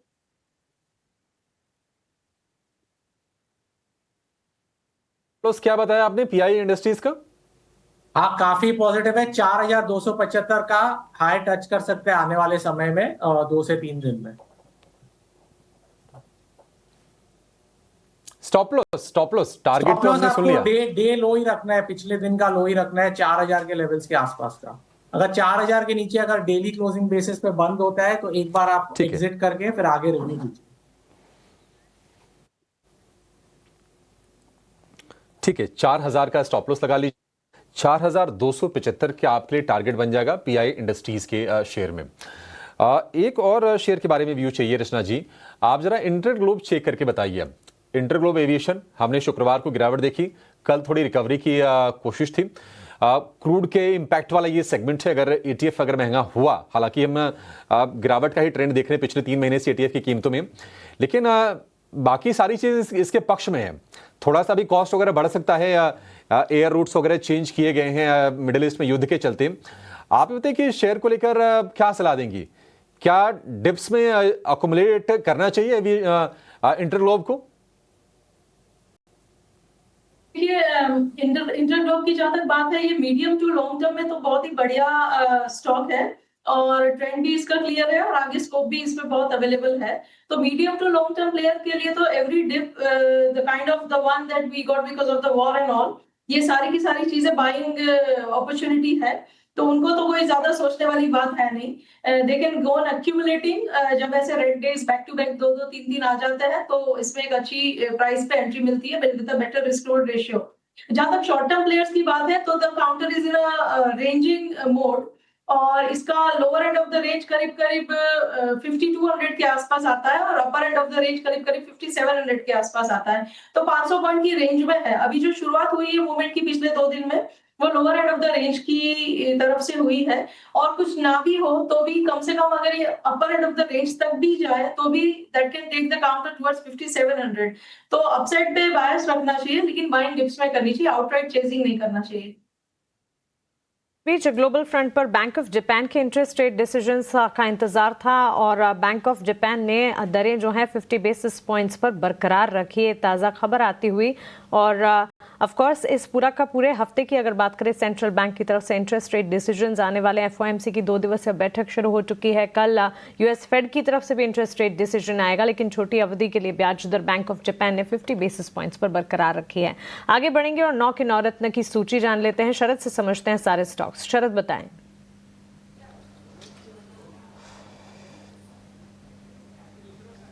जी बिल्कुल, देखा जाए तो सबसे पहले जी पे नज़र रखेंगे। लगभग 2200 करोड़ का फंड रेज आने वाला है। प्रेफरेंशियल अलॉटमेंट से प्रमोटर का स्टेक जो है बढ़ जाएगा 18% तक, तो स्टॉक पे नज़र ज़रूर रखिएगा। एशियन पेंट्स यहाँ पे बात करें तो रिलायंस ने ब्लॉक डील्स के ज़रिए जो है 0.88% स्टेक की बिकवाली की, जिसका कुल वैल्यू 1900 करोड़ रुपए का आता है। अब ओवरऑल रिलायंस का स्टेक 5% से घटकर 1.3% स्टेक हो गया है। बाइकॉन की बात करें तो 4500 करोड़ का QIP लॉन्च हो गया है। फ्लो प्राइस 340 रुपये प्रति शेयर पे है। HCL टेक की बात करें तो स्ट्रैटेजिक पार्टनरशिप ईऑन के साथ किया है, एक कॉन्ग्लोमरेट है, स्टॉक के लिए सपोर्टिव है। TCS की बात करें तो यूरोपियन डेवलपमेंट बैंक के साथ करार हुआ है, ये भी स्टॉक के लिए पॉजिटिव है। ऑफकोर्स हमने देखा कि IT स्टॉक्स में जो है एक स्ट्रेंथ पिछले 2 सेशन से भी आ रही थी। केल्टॉन टेक सोल्यूशंस यहाँ पे देखें तो बोर्ड ने अप्रूव कर दिया एक नया फंड रेज, 70 करोड़ का लगभग वारंट्स आने वाला है। प्रमोटर यहाँ पे फंड रेज में पार्टिसिपेट करेंगे और सब्सक्राइब मेजर पोर्शन करेंगे, जिस तरह उनका स्टेक कंपनी में बढ़ेगा। बोर्ड ने स्टॉक स्प्लिट की भी मंजूरी दी है 1:5 का, यानी कि अगर आप 1 शेयर होल्ड करते हैं तो आपको 5 शेयर मिलेगा। एम्फेसिस स्ट्रैटेजिक पार्टनरशिप होने वाली है 6 फोल्ड के साथ, स्टॉक के लिए सपोर्टिव है। वही NTPC में जून 21 को फंड रेज की जो है विचार होने वाली है, तो उस पर भी नज़र रखिएगा। और हमारा आखिरी स्टॉक वो है ONGC। यहाँ पे गैस लीक कंटिन्यूज करता है 5वें दिन असम ऑयल वेल पे, और कंपनी ने एक क्राइसिस मैनेजमेंट टीम को भी डिप्लॉय किया है। तो इन स्टॉक्स पे आप नज़र रखिए, यहाँ पे आपको एक्शन दिखेगा। ठीक है, शुक्रिया शरद, ये 9 के 9 शेयर बताने के लिए जिस पर आज नजर रहनी चाहिए और इन शेयरों में तगड़ा एक्शन दिखेगा भी। रोज हम ये 9 शेयर आपके लिए छांट कर लेकर आते हैं। चंदन जी, आखिरी स्टॉक तो खैर ONGC की बात की शरद ने, लेकिन इसी स्पेस से अगर हम बात करें IGL में कल हमने बड़ी शानदार तेजी दिखी। IGL भी चल रहा था, MGL भी चल रहा था।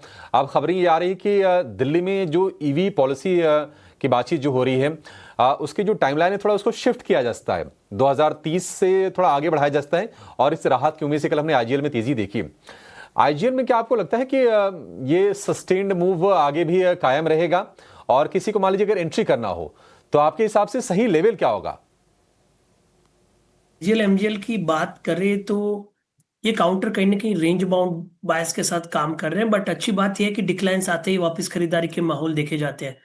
मैं इनफैक्ट पिछले 4-5 महीने की बात कर रहा हूँ तो हर मेजर डिक्लाइन खरीदारी में तब्दील हुआ है, बट ऊपर साथ में 220-225 मल्टीपल हर्डल का भी काम कर रहा है। आप देखोगे तो पिछले लगभग 25-28 दिनों से नीचे में 200 के आसपास बाइंग आई है, ऊपर में 220 पार नहीं करता है। तो मेरे हिसाब से अभी तक वही दायरा है, 220 निकलता है तब जाके यहाँ पे एक नए ब्रेकआउट्स की उम्मीद लगा सकते हैं, बट फिलहाल 200 to 220 इस दायरे को ट्रेड करने की सलाह रखेंगे। सिटी गैस डिस्ट्रीब्यूशन कंपनियों पर एक ब्रोकरेज की रिपोर्ट भी कल आई थी, जिसके बाद कल सिटी गैस डिस्ट्रीब्यूशन स्टॉक्स में एक्शन था। हालांकि आज शुरुआत में हम देख रहे कमजोरी के साइंस के साथ खुलने की तैयारी।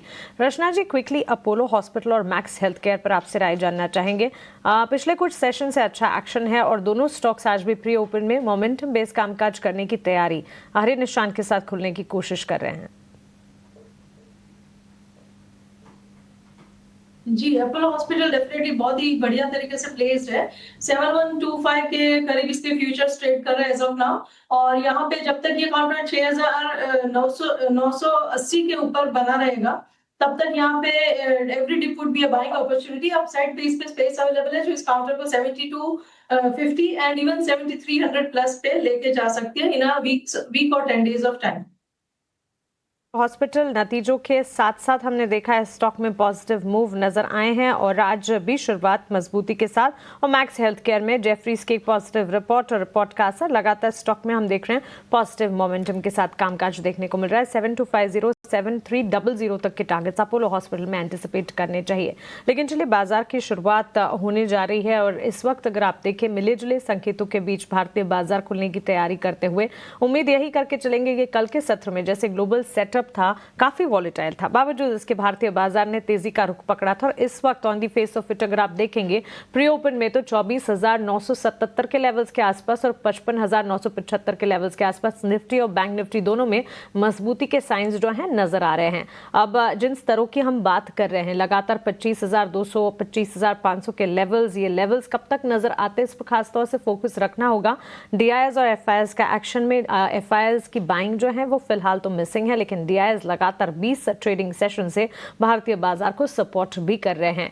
कच्चे तेल की चाल के चलते क्रूड रिलेटेड स्पेसेस जैसे कि aviation, cement, oil marketing, oil refining, इन तमाम स्पेसेस पर खासतौर से नजर जरूर रखनी चाहिए, लेकिन साथ साथ बुलियन मार्केट्स, प्रेशियस मेटल्स की चाल पर भी नजर रखें, क्योंकि जितनी ग्लोबल अनिश्चितताएं बढ़ती दिखेगी, सुरक्षित निवेश के तौर पर, सेफ हेवन कमोडिटीज के तौर पर प्रेशियस मेटल्स, गोल्ड और सिल्वर में लगातार एक्शन बढ़ता हुआ दिखेगा।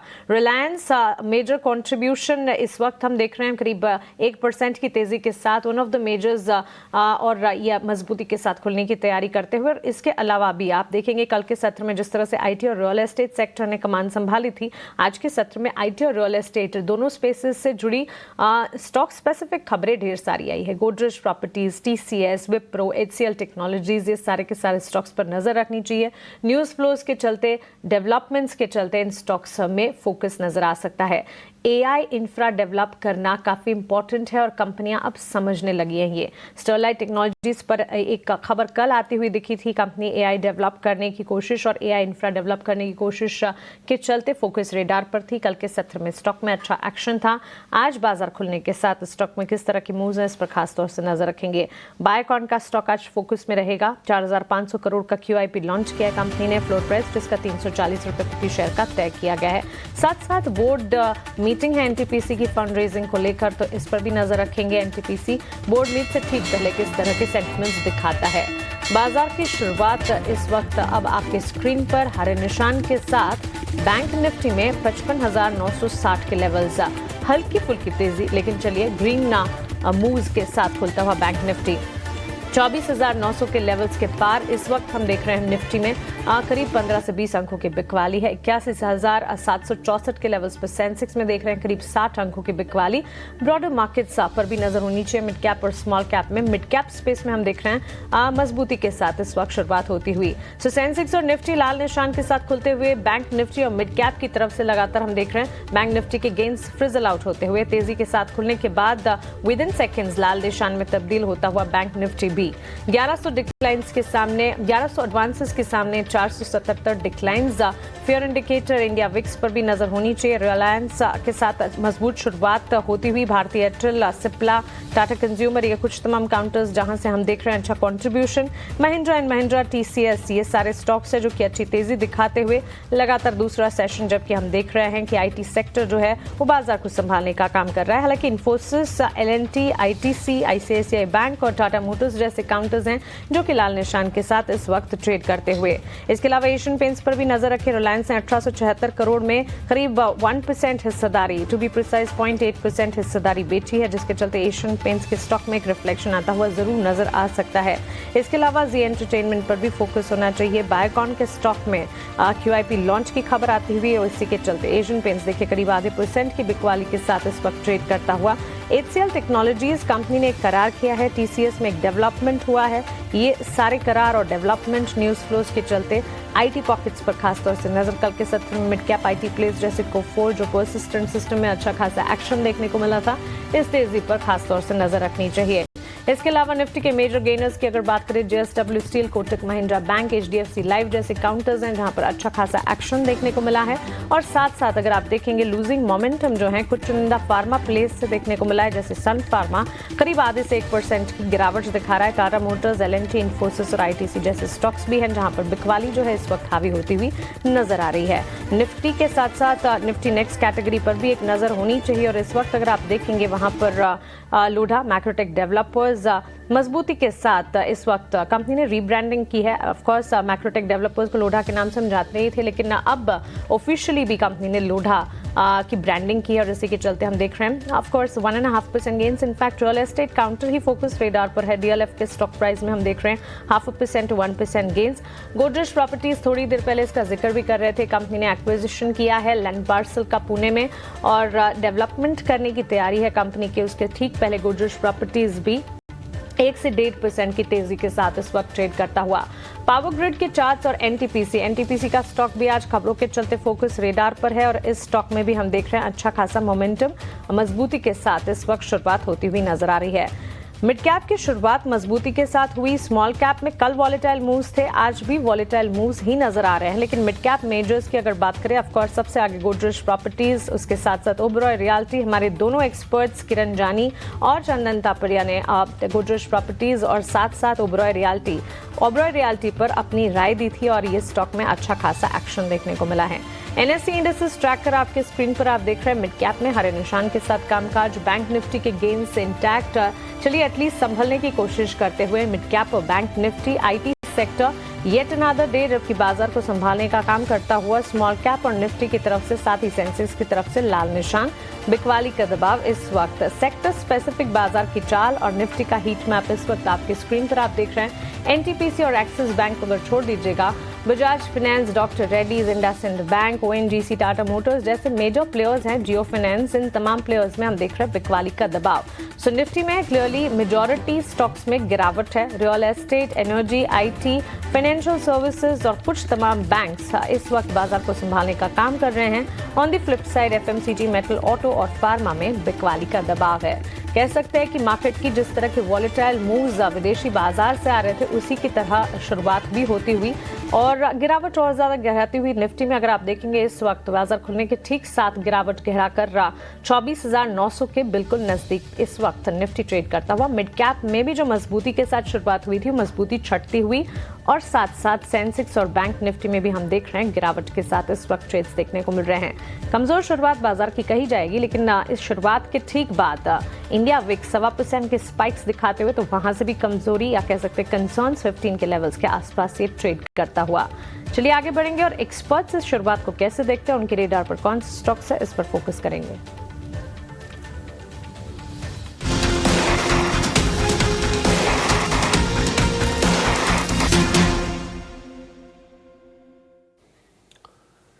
तो बाजार की जैसी आशंका थी थोड़ी ढीली शुरुआत हुई है। निफ्टी है 50 अंक नीचे, ज्यादा गिरावट नहीं है। निफ्टी बैंक की जो कमजोरी है सिर्फ 25 अंकों के आसपास की है।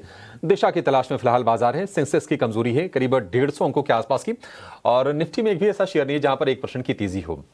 ओएनजीसी, टाटा मोटर्स, सन फार्मा, इंडसइंड बैंक, ये 4 शेयर हैं जहां पर 1% से ज्यादा की कमजोरी फिलहाल हम शुरुआती सत्र में देख रहे हैं। बाजार स्टेबलाइज होगा ये तो आंकड़े बदलेंगे, लेकिन हमारे एक्सपर्ट्स रेडी हैं आपके लिए कुछ बढ़िया ट्रेड्स लेकर। चंदन तापड़िया हैं, किरण जानी हैं और शरण लेनानी हमारे साथ हैं, हमारे 3 एक्सपर्ट। शुरुआत चंदन जी आपसे करेंगे। बताइए बाजार में आपने क्या स्पॉट किया है और अभी क्या सौदा डालें? बिल्कुल, देखिए शुरुआती टिक में थोड़े से स्विंग्स यहाँ पे देखने को मिल रहे हैं, बट ओवरऑल आप देखोगे तो यहाँ पे एक काउंटर है जी एंटरटेनमेंट जहाँ पे एक पॉजिटिव बायस है। सुबह खबरों में भी आपने इसमें जिक्र किया था। वीकली चार्ट पे 2 वीक से अच्छी खासी रिकवरी है और कहीं ना कहीं एक falling supply trend line surpass कर रहा है, तो इस काउंटर पे खरीदारी की सलाह रहेगी।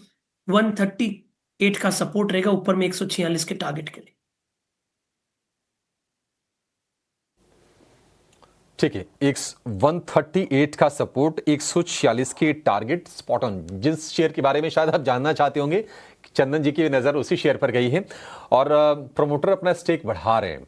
मतलब ये बहुत टाइम के बाद, मतलब स्टेक घट के 4% आ गया था, अब उसको बढ़ाने की कोशिशें करेंगे, उसको 18% पर।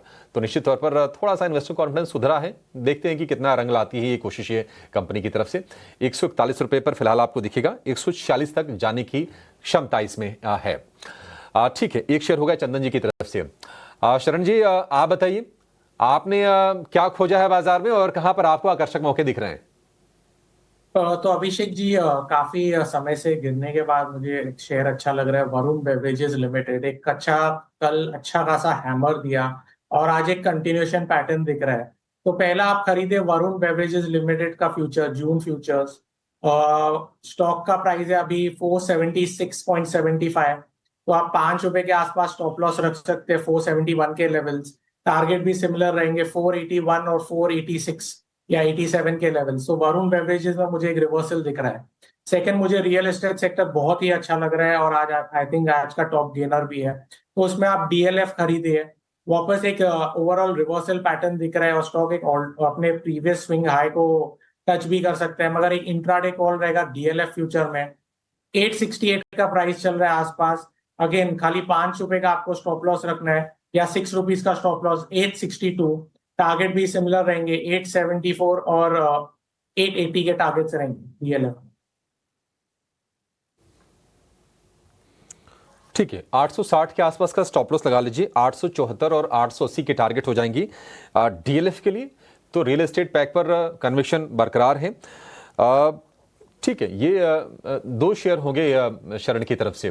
किरण जी, आप बताइए, आपकी नजर बाजार में कहाँ गई है और आपके हिसाब से कहाँ पर आकर्षक मौके हैं? तेजी के ही सौदे डालें?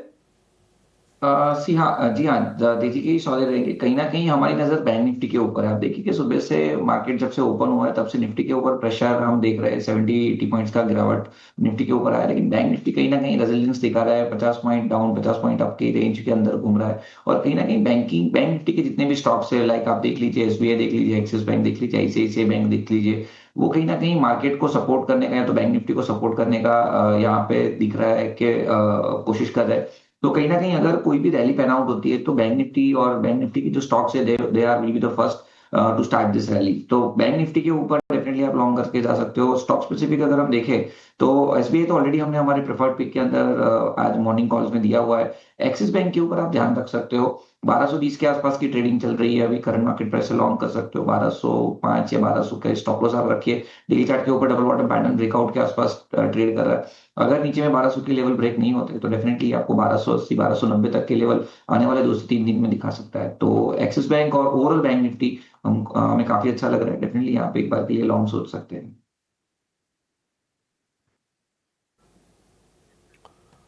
ठीक है, एक्सिस बैंक को लेकर ये व्यू हो गया। 1205 का स्टॉप लॉस लगा लीजिए। 1280 तक के टारगेट अगले 2 से 3 दिन में आ सकते हैं। शरण, आपने VBL यानी कि वरुण बेवरेजेस भी बोला था बाय करने को लेकर। टारगेट तो हमारे पास हो गया ₹486 का। इसका जरा स्टॉप लॉस बता दीजिए आप। स्टॉप लॉस कहां लगाना है इसमें? T2 का स्टॉप लॉस अभिषेक जी 472 472। ठीक है, ठीक है, बहुत ही नजदीक का स्टॉप लॉस है। ₹475 का तो भाव है। 486 का टारगेट और 472 का आपको स्टॉप लॉस लगा के इसमें ट्रेड लेना है। चंदन जी, कैपिटल गुड्स वाले जो स्टॉक्स है वहां पर भी हम देख रहे हैं कि बाइंग है और मतलब उनमें सेंटिमेंट डेंट होने के लिए कोई ऐसे कोई पुख्ता वजह है नहीं। कैपेक्स बढ़ेगा, सरकार के खर्चे भी निश्चित तौर पर आएंगे। सीमेंस को लेकर जरा व्यू दीजिए। सीमेंस में शुरुआत तो आज ठीक हुई है, क्या इसमें ट्रेड लेना सही रहेगा?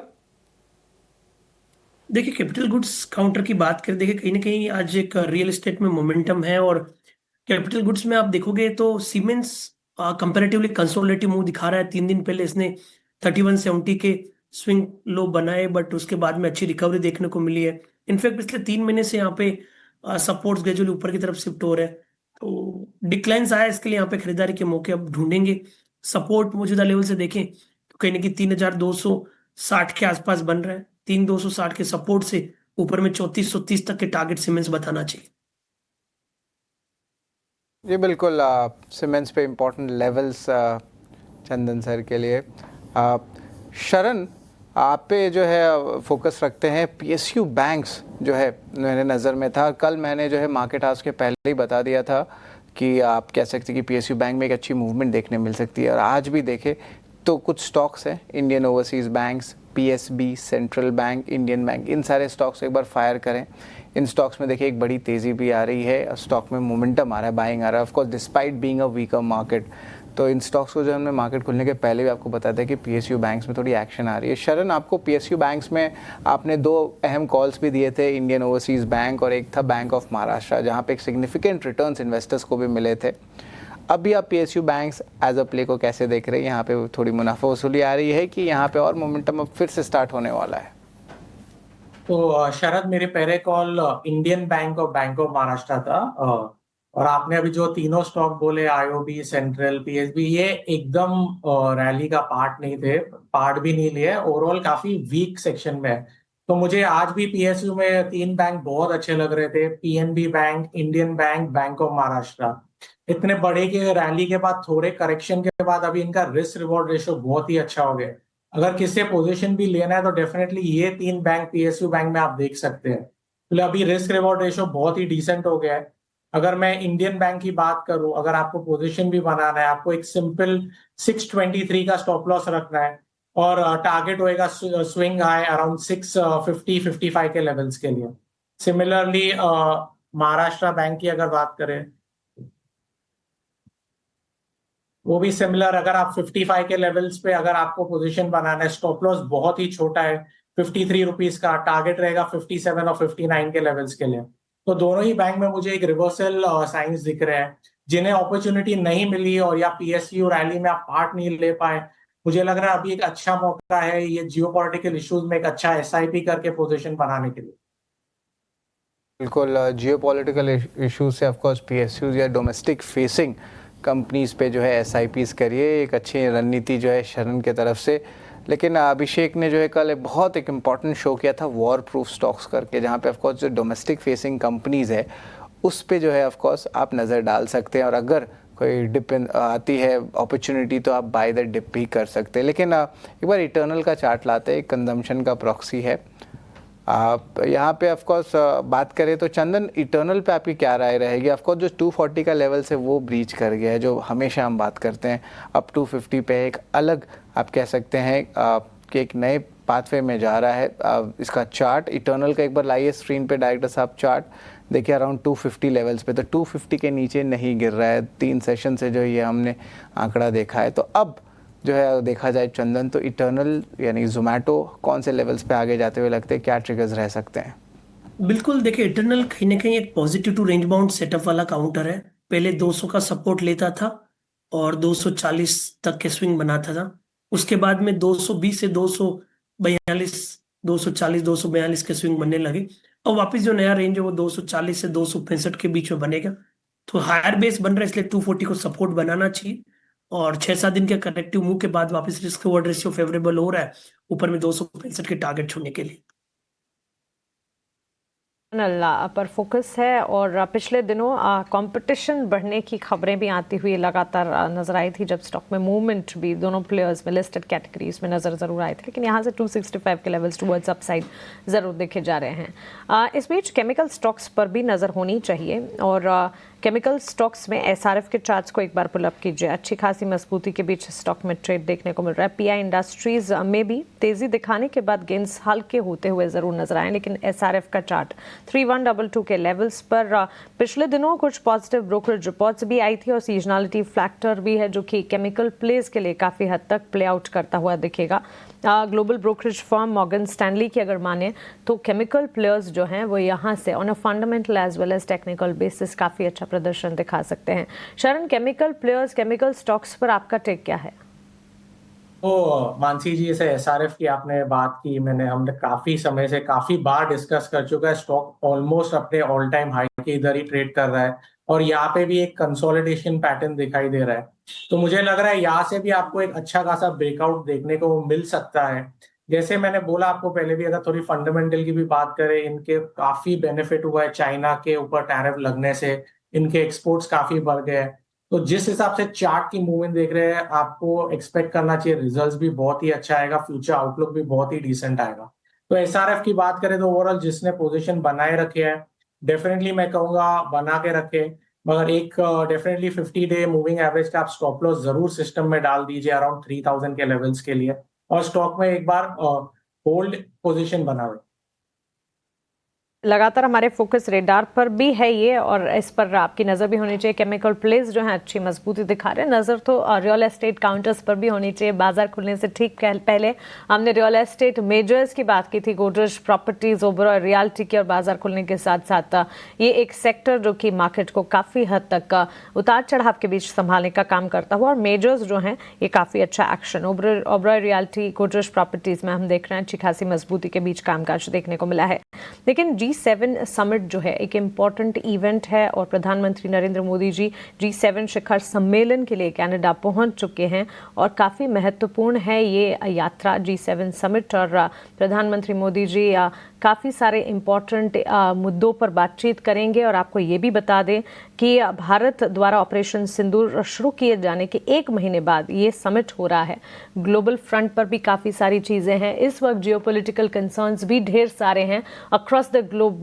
इस वक्त जो इवेंट्स पैन आउट होते हुए दिख रहे हैं, उन तमाम चीज़ों पर, उन तमाम मुद्दों पर बातचीत, और इन्हीं बातचीत के चलते G7 समिट काफ़ी इम्पॉर्टेंट है। और इस समिट में भाग लेने के लिए प्रधानमंत्री नरेंद्र मोदी जी इस वक्त कनाडा पहुंच चुके हैं। 24,900 के लेवल्स इस वक्त हम देख रहे हैं। मार्केट ब्रेथ आपके स्क्रीन पर है। एडवांस डिक्लाइन रेशियोज अगर आप देखेंगे, डिक्लाइंस का हम कह सकते हैं कि इस वक्त एडवांसेस का पलड़ा भारी ज़रूर है, लेकिन वॉलेटाइल मूव्स हैं, इंडिया विक्स में स्पाइक अप्स हैं, और इसी के चलते लगातार मार्केट में हम देख रहे हैं उतार चढ़ाव के बीच कामकाज देखने को मिला है। लेकिन इस उतार चढ़ाव में भी अच्छी पेडिग्री वाले स्टॉक्स में निवेश का नज़रिया बनाया ज़रूर जा सकता है। बाजार खुलने से पहले आईटी सेक्टर, उसके परफॉर्मेंस की बात भी हमने करी थी, और उस पर खास तौर से मिड कैप आईटी प्लेस पर भी हमारी नज़र थी। चंदन जी, परसिस्टेंट सिस्टम, कोफोर्ज, ये सारे स्टॉक्स की अगर बात करें, कल के सत्र में तो इनफैक्ट ये पूरा का पूरा सेक्टर आउट परफॉर्म कर रहा था। आज मार्केट में वॉलेटिलिटी है, बावजूद इसके इन स्टॉक्स में हरे निशान के साथ कामकाज है। एंट्री अपॉर्चुनिटी कोफोर्ज, परसिस्टेंट में कहाँ ढूंढनी चाहिए? बिल्कुल, आईटी काउंटर की बात करें तो देखिए, आईटी काउंटर पिछले कुछ दिनों से काफी अच्छे स्विंग दिखा रहे हैं, और 5-6 दिन से काफी अच्छी रिकवरी भी है। आपको फोर्ड, परसिस्टेंट, इन सब की बात करें तो मैं परसिस्टेंट सिस्टम पे खरीदारी की सलाह दूंगा। हालांकि आज अभी तक मोमेंटम नहीं हुआ है, बट कंसोलिडेशन ब्रेकआउट डेली और द वीकली चार्ट में बन रहा है। मेरे हिसाब से 5,900 एक इमीडिएट सपोर्ट का काम करेगा, ऊपर में 6400 तक के स्विंग को प्ले करने के लिए। कोफोर्स की बात कर रहे हो तो 3 दिन में रिकवरी हुई है, बट यहाँ पे 1850 के ऊपर होल्ड चाहिए। 1850 के ऊपर होल्ड करता है तो 1920-1940 तक के स्विंग यहाँ पे बन सकते हैं। चलिए, मजबूती है, और मजबूती के साइंस पिछले काफ़ी सेशन से आईटी सेक्टर का प्रदर्शन अच्छा नज़र आ रहा है। ग्लोबल फ्रंट पर भी आईटी स्पेस, आईटी मेजर्स में अच्छी एक्शन है, और eventually impact domestic IT counters पर भी। परसिस्टेंट 6,400 के लेवल्स 6,057 पर हैं, यहाँ से 400 पॉइंट्स की तेज़ी एंटिसिपेट करके चल रहे हैं। पीबी फिनटेक के चार्ट्स पर एक नज़र होनी चाहिए, यहाँ पर अच्छा खासा एक्शन और मजबूती के साथ ये स्टॉक इस वक्त ट्रेड करता हुआ।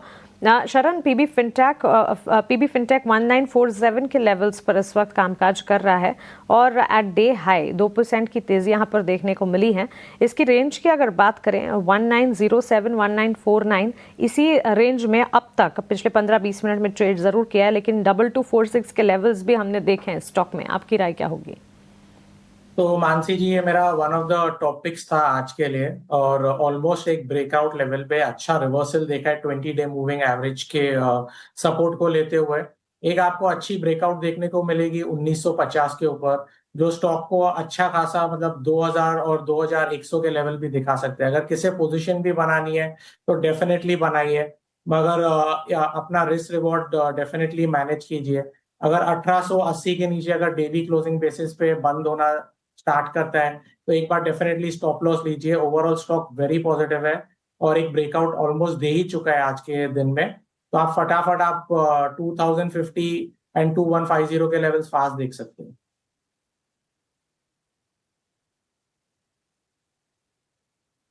करीब 6 महीने के हाईज पर भी है पीवी फिनटेक का शेयर। 21 रुपए के टारगेट, 1880 रुपए का आपको स्टॉप लॉस लगा के चलना है।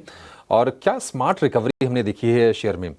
मार्च में भाव इसका गिर के 1300 रुपए के आसपास हो गया था, लेकिन वहां से करीब करीब 600-650 रुपए ये चला है, और सस्टेन्ड बाइंग हुई है स्टॉक में, और अभी और चलेगा। 1880 पर आप स्टॉप लॉस लगा लीजिए, 2150 रुपए के टारगेट की तैयारी कर लीजिए, यानी कि यहाँ से अभी 200 रुपए चलने की पोटेंशियल अभी और है। बाजार हम देख रहे हैं कि एक रेंज में फंस गया है, कोई किसी तरह मूवमेंट हो नहीं रहा है। निफ्टी की बात करें तो गिरावट है करीब 60 अंकों की। निफ्टी बैंक सपाट है, लाल निशान में कारोबार कर रहा है 55,900 के लेवल के पास। लेकिन एक चीज अच्छी है बाजार में, और वो है ब्रॉडर मार्केट से संकेत। हालांकि कल का सत्र अगर आपको याद होगा तो कल भी शुरुआत ऑलमोस्ट इसी तरह की हुई थी, लेकिन 2 घंटे बाद फिर मिड कैप स्मॉल कैप में तेज सेल ऑफ आया, और सेकेंड हाफ में फिर बढ़िया रिकवरी हमने दोनों के दोनों इंडेक्स में देखी थी, मिड कैप में और स्मॉल कैप में। 1600 शेयर इस वक्त मजबूती वाले हैं, और करीब 750 शेयर इस वक्त आपको गिरावट के साथ कारोबार करते हुए दिखाई देंगे। एक शेयर जहां पर 1% की तेजी है निफ्टी में, वो है एशियन पेंट का। एशियन पेंट कल भी मजबूत था। चंदन जी, एक व्यू आपसे चाहिए होगा एशियन पेंट पर। देखिए, क्रूड और क्रूड के डेरिवेटिव का इस्तेमाल तो करते हैं एज ए रॉ मटेरियल, कच्चा तेल महंगा हो रहा है, लेकिन एशियन पेंट्स में हम कोई प्रेशर देख नहीं रहे हैं, बल्कि बाइंग हो रही है 1% ऊपर। क्या तेजी करने की आप सलाह देंगे एशियन पेंट्स में? बिल्कुल, देखिए एशियन पेंट की बात करें तो ऐसा लग रहा है कि काफी महीनों के और काफी वीक के करेक्टिव मूव के बाद में अब एक रिवर्सल देखने को मिले हैं। वीकली चार्ट में देखें तो 9 वीक के करेक्टिव मूव 2500 से लेके 2175 तक के बाद में 2 दिनों से रिकवरी है। तो मेरे हिसाब से एक सपोर्ट बेस बाइंग यहाँ पे बननी चाहिए। इनफैक्ट रिस्क रिवॉर्ड रेशियो भी फेवरेबल हो रहा है। 2210 के सपोर्ट से कहीं ना कहीं 2350 तक के स्विंग यहाँ पे देखे जा सकते हैं।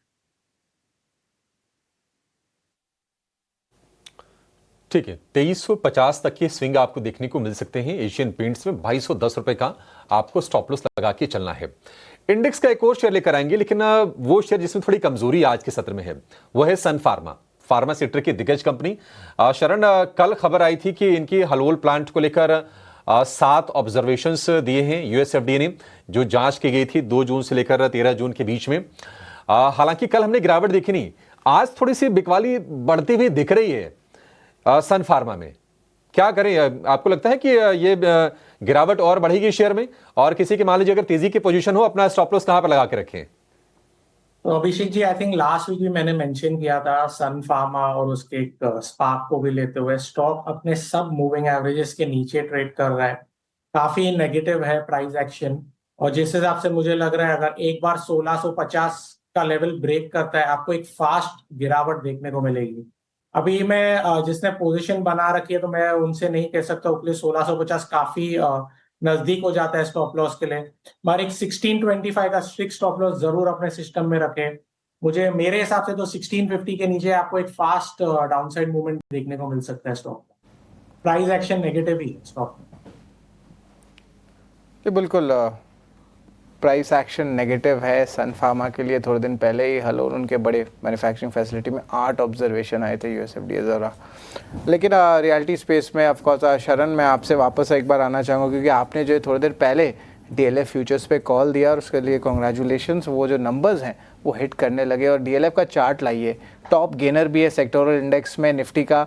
और आप देखिए एक अच्छी मोमेंटम आ रही है फ्यूचर्स में, स्टॉक जो है लगभग 2% ऊपर है। तो शरण ने जो है ये एक इम्पॉर्टेंट आप कह सकते हैं ट्रेंड जल्दी पकड़ा। ऑफकोर्स रियलिटी की बात हो गई, आईटी की बात हो गई, जो लगातार 3 दिन से एक अच्छी सपोर्ट दे रही है।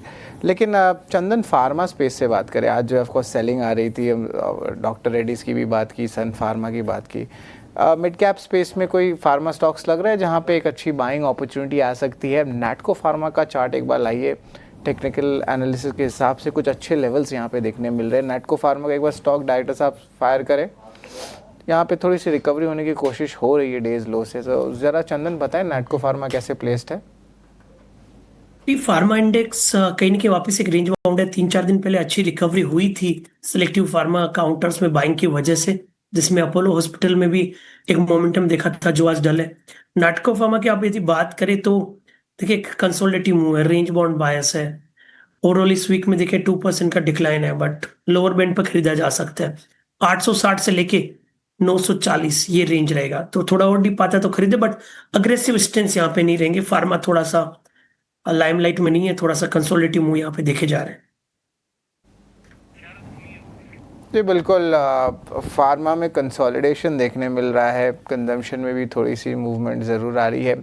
मेटल स्पेस थोड़ा शांत हो गया है, and of course dividend plays में खास करके हिंदुस्तान जिंक और वेदांता इस पे नज़र रहेगी। वेदांता का 18 जून को जो है पहला इंटरिम डिविडेंड अनाउंसमेंट का डेट भी है और पिछले 2 साल के एवरेज देखें तो 40 रुपए हर साल मिले।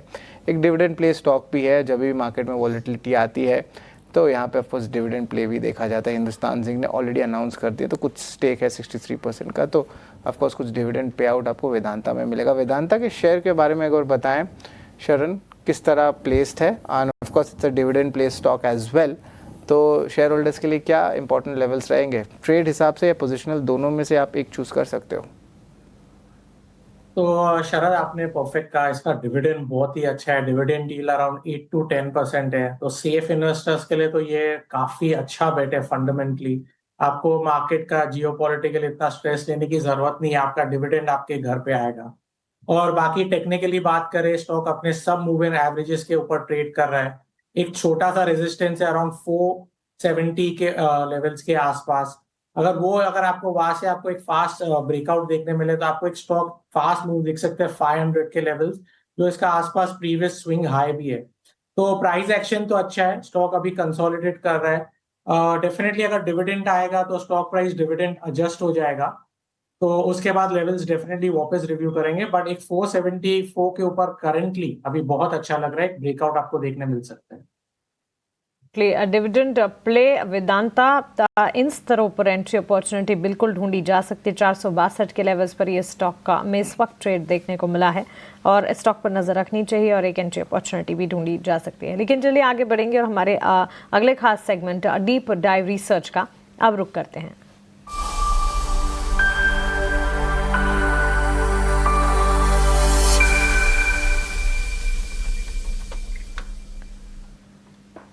डीप डाइव रिसर्च में आज हमारे फोकस पर है कंसल्टेंसी और इंजीनियरिंग सर्विसेज देने वाली कंपनी इंजीनियर्स इंडिया लिमिटेड, और इस शेयर में खास क्या है, इस पर बेहद खास रिसर्च लेकर ईटी नाउ स्वदेश के रिसर्च हेड अभिषेक गाव शिंदे अब हमारे साथ जुड़ गए हैं। अभिषेक, बताइए ये कंपनी आपके रेडार पर क्यों है और फ्यूचर के लिए आपको क्या ट्रिगर्स इसमें वर्कआउट होते हुए नजर आ रहे हैं? जी मानसी, अगर इंजीनियर्स इंडिया लिमिटेड की बात करें तो जैसा कि हम जानते हैं कि ये कंपनी कंसल्टेंसी और टर्न की प्रोजेक्ट से जुड़े हुए कारोबार में है। लगभग रेवेन्यू ब्रेकअप की भी अगर बात करें तो ऑलमोस्ट 56% रेवेन्यू जो है कंसल्टेंसी बिजनेस से आता है, जो कि एक हाई मार्जिन बिजनेस है। पिछले क्वार्टर में हमने देखा है कि कंपनी के इस पर्टिकुलर कंसल्टेंसी बिजनेस में अच्छे खासे मार्जिन देखने को मिले थे और उसके बाद से पिछले 1 महीने में कंपनी में के स्टॉक प्राइस में अच्छा खासा रन भी देखने को मिला था। इसके अलावा अगर हम बात करें तो इसके ऑर्डर इनफ्लो भी काफ़ी अच्छे देखने को मिले थे Q4 में, और लगभग इस समय हम देखें तो लगभग कंपनी की 11,700 करोड़ से ज़्यादा की जो है ऑर्डर बुक है, और ये एक लंबी अवधि के लिए एक अच्छी खासी रेवेन्यू विजिबिलिटी हमें देती है। अगर इसके क्रिटिकल ग्रोथ ड्राइवर्स के बारे में अगर बात करें तो कंसल्टेंसी और टर्न की प्रोजेक्ट्स दोनों ही बिजनेस में इसमें जो है ग्रोथ का अनुमान लगाया जा रहा है। इंटरनेशनल बिजनेस में भी जो है ग्रोथ देखने को मिल रही है, करीब पिछले साल 32% के आसपास की ग्रोथ रही थी और इंटरनेशनल बिजनेस का कॉन्ट्रीब्यूशन 12% के आसपास तक बढ़ता चला गया था। इसके अलावा धीरे धीरे जो है कंपनी डाइवर्सिफाई भी कर रही है, जो उसका core oil and gas business है वहां से जो है कंपनी अदर बिजनेस में भी जो है अपना विस्तार कर रही है, और करीब 30 से 35% की ऑर्डर बुक जो है वो non oil and gas business segment से। तो ये एक जो कंपनी जो है अपने ओवरऑल बिजनेस मॉडल को डिरिस्क करती हुई देखी जा रही है। इसके अलावा इसमें कुछ चैलेंजेस देखें तो चैलेंजेस में अगर मेनली अगर देखेंगे तो पिछले 3-4 सालों में कंपनी का जो ओवरऑल रेवेन्यू है वो एक स्टैग्नेट था, और उसकी मुख्य वजह ये थी कि कंपनी जो है लंबी अवधि के प्रोजेक्ट से जुड़ी हुई थी। अब ये माना जा रहा है कि कंपनी की जो ऑर्डर बुक एग्जीक्यूशन है उसमें जो है ग्रोथ देखने को मिलेगा, एक रनअप आएगा, और उसकी वजह से कंपनी ने जो गाइडेंस दिया है वो अगले साल 15 से 20% की रेवेन्यू ग्रोथ का गाइडेंस दिया है। मार्जिन में जो है वो जो एबिट मार्जिन कह सकते हैं कंसल्टेंसी बिजनेस का 25%, और नॉन कंसल्टेंसी बिजनेस का जो मार्जिन है वो करीब 5 से 7% के आसपास रह सकता है। इन दोनों के अलावा अगर देखें तो कंपनी जो है डिफेंस सेक्टर में भी जो है फोरे कर रही है। इन सब चीज़ों को अगर मिलाते हैं तो एक चीज़ इसमें की मॉनिटरेबल है कि कंपनी की बैलेंस शीट काफ़ी स्ट्रांग है, करीब कैश रिच बैलेंस शीट है इसकी, 1300 करोड़ से ज़्यादा का कैश है, और ये जो बिजनेस है यहाँ पर मार्जिन जो है अगर प्रोजेक्ट एग्जीक्यूशन में पेश रहता है तो मार्जिन में भी जो है एक्सपांशन की संभावना बनी रहती है। इन दोनों वजह को अगर हम मिला दें और जो कंपनी 15 से 20% का गाइडेंस दे रही है, Q1 के नंबर को उसमें देखना होगा। अगर वहां से कोई ट्रेंड इसको लेकर आता है जो एक कहता है कि जो कंपनी का रेवेन्यू स्टेगनेट हो गया था वहां से कोई बढ़ोतरी देखने को मिलती है तो ये स्टॉक में री रेटिंग हो सकती है। अगर 5 साल का एवरेज इसका अगर वैल्यूएशन देखें तो वो करीब करीब 15 टाइम्स था। वहाँ से पिछले महीने में जो पिछले एक महीने में जो कंपनी के स्टॉक प्राइस में बढ़त आई है उसकी वजह से जो है वैल्यूएशन 22 के आसपास तक दिख रहा है। परंतु अगर ये जो ट्रेंड है जो रेवेन्यू विजिबिलिटी का है, अगर ये रेवेन्यू विजिबिलिटी एक्चुअल में कन्वर्ट होना शुरू हो गई, जो कि Q1 के नतीजे से उम्मीद की जा रही है कि हो सकता है, तो कंपनी के स्टॉक प्राइस में एक तरह की री रेटिंग हो सकती है। मानसी। बिल्कुल। सो ये है deep dive research with Abhishek Gaushinde. Engineers India limited company के सारे पैरामीटर्स हर लिहाज से फंडामेंटल्स की अगर बात करें, कंपनी ने लगातार कर्जा कम किया है, इसके अलावा ऑलमोस्ट डेट फ्री कंपनी कही जाएगी और healthy dividend pay out ratio भी है, और साथ साथ कंपनी डोमेस्टिक और ग्लोबल प्रेजेंस काफ़ी अच्छी दिखा रही है और ग्लोबल प्रेजेंस में और ज़्यादा बढ़त के पूरे आसार हैं। सेगमेंटल रेवेन्यू और कंपनी के आय यानी कि रेवेन्यूज़ में कंट्रीब्यूशन कौन से सेगमेंट्स पर हैं, ये भी आपके स्क्रीन पर हम आपको बता रहे हैं हमारी डीप डाइव रिसर्च के ज़रिए। लेकिन चलिए हमारी पैनल पर हमारे स्टूडियो में एक और एक्सपर्ट पहुँचे हैं, कुणाल बोथरा हैं मेरे साथ, और उनसे सीधा समझते हैं इंजीनियर्स इंडिया लिमिटेड पर डीप डाइव रिसर्च। तो कुणाल गुड मॉर्निंग हमने करी, लेकिन engineers India limited stock price में आज मूवमेंट हम देख रहे हैं, बात करते करते ऑलमोस्ट 1% के गेंस नजर आ रहे थे। फंडामेंटली हर लिहाज से पॉजिटिव है स्टॉक का, टेक्निकली आपका नजरिया क्या है? मैं भी बहुत बुलिश हूँ इंजीनियर्स इंडिया पे। इनफैक्ट मैं जितना याद करता हूँ कि 2022-23 में एक ऐसा फेज था जहाँ पे 60 या 70 रुपीज़ का स्टॉक हुआ करता था, वहाँ से स्टॉक ऑलमोस्ट 300 रुपया हो चुका था। तो एक 5x मूव होने के बाद में एक नेचुरल फेज आता है जहाँ पे स्टॉक थोड़ा सा पॉज लेता है, कंसोलिडेट या करेक्ट करता है, जो कि हमने लास्ट 9 मंथ्स में देखा है इंजीनियर्स इंडिया में। बट अगर हम लॉन्ग टर्म चार्ट्स की बात करें तो एक मेजर रिट्रेसमेंट कंप्लीट हुआ है जब स्टॉक 150 लेवल्स को रिटेस्ट किया। स्टॉक ने लास्ट 3-4 मंथ्स पहले जो एक मेजर करेक्शन था, 50% करेक्शन, जो एक आइडियल फिबोनाची करेक्शन होता है स्टॉक प्राइस में, वो भी कंप्लीट हो चुका है स्टॉक के लिए। तो सारे ही टेक्निकल एंगल से मुझे ऐसा लग रहा है कि मेजर जो एक एक करेक्शन साइकिल था वो कंप्लीट हो चुका है इंजीनियर्स इंडिया के लिए। स्टॉक रेडी है वापस से अप ट्रेंड के लिए। हो सकता है कि आने वाले 3 से 6 महीने में स्टॉक ग्रेजुअली अपने लेवल्स को वापस से रीटेस्ट करे 300 के आसपास। बट जो एक लॉन्ग टर्म अप ट्रेंड है जो 2021-22 में स्टार्ट हुआ इंजीनियर्स इंडिया के लिए, वो डेफिनेटली बरकरार है। ओके, सो अब ट्रेंड की शुरुआत काफ़ी समय पहले से हो चुकी है और वहाँ से लेकर हिस्टोरिकल ट्रेंड्स कुणाल हमें बता रहे हैं, और यहाँ से अब ट्रेंड जो है वो कायम भी रहेगा। Engineers India limited deep dive research का हिस्सा, फंडामेंटली सारे के सारे ट्रिगर्स आपके सामने और टेक्निकल एक्सपर्ट की तरफ से उनका नज़रिया भी आपके लिए। लेकिन कुणाल, इसके अलावा अगर आप देखें आज काफ़ी मिक्स क्यूज ग्लोबल मार्केट से नजर आए और उसी का असर है जो कि आज डोमेस्टिक मार्केट में, कल भी तस्वीर कुछ ऐसी थी लेकिन कल तो बाजार ने अपने आप को संभाला। आज के सत्र में वॉलेटाइल मूव्स हैं, स्टॉक स्पेसिफिक क्या कुछ आपके रेडार पर? तो पहले तो इंडेक्स पे मुझे ऐसा लग रहा है कि ये जो मूव है आज का 50-100 पॉइंट्स डाउनसाइड, ये डाइजेस्ट हो जाएगा मार्केट्स में बहुत इजीली। और मुझे ऐसा लग रहा है कि कल या परसों हम एक अच्छा खासा एक रिवर्सल अपसाइड में देख सकते हैं इंडेक्स में। तो आज का दिन मोर लेस कंसोलिडेशन होगा इंडेक्स ट्रेंड्स के लिए। स्टॉक स्पेसिफिक की बात करें तो मैं कुछ एक स्टॉक्स पे मैं बुलिश रहूँगा। पॉलिसी बाजार, पीबी फिनटेक, मैंने एक बाय कॉल इनिशिएट किया था। मुझे ऐसा लग रहा है कि स्टॉक एक अच्छा ब्रेकआउट पे वापस आ चुका है। 1900 के लेवल्स को वापस से क्रॉस कर चुका है स्टॉक ने। 1980 का शॉर्ट टर्म टारगेट रख सकते हैं यहाँ पर, 1880 का स्टॉप लॉस। MCX बहुत ही बढ़िया चार्ट बनता हुआ नजर आ रहा है। लास्ट वीक स्टॉक ने काफ़ी स्ट्रॉन्ग परफॉर्मेंस दिया था। 8000 के लेवल्स के आसपास आके वापस से स्टॉक ने 200 से 300 पॉइंट का करेक्शन दिया था MCX पर। तो मैं इस पर भी बुलिश कॉल रखूँगा MCX पर। 8000 का यहाँ पे शॉर्ट टर्म टारगेट रख सकते हैं, स्टॉप लॉस 7750 का।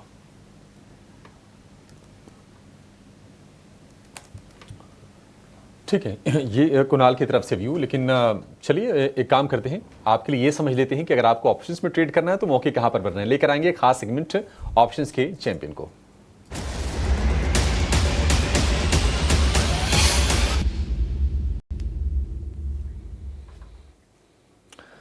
फाइव पैसा के सचिन गुप्ता हमारे साथ जुड़ गए हैं। सचिन, बहुत शुक्रिया आपका समय देने के लिए। स्वागत है आपका 18 आवर्स स्वदेश पर। बताइए आपके हिसाब से ऑप्शंस में क्या ट्रेड लें, कहां पर पैसे बनेंगे आज?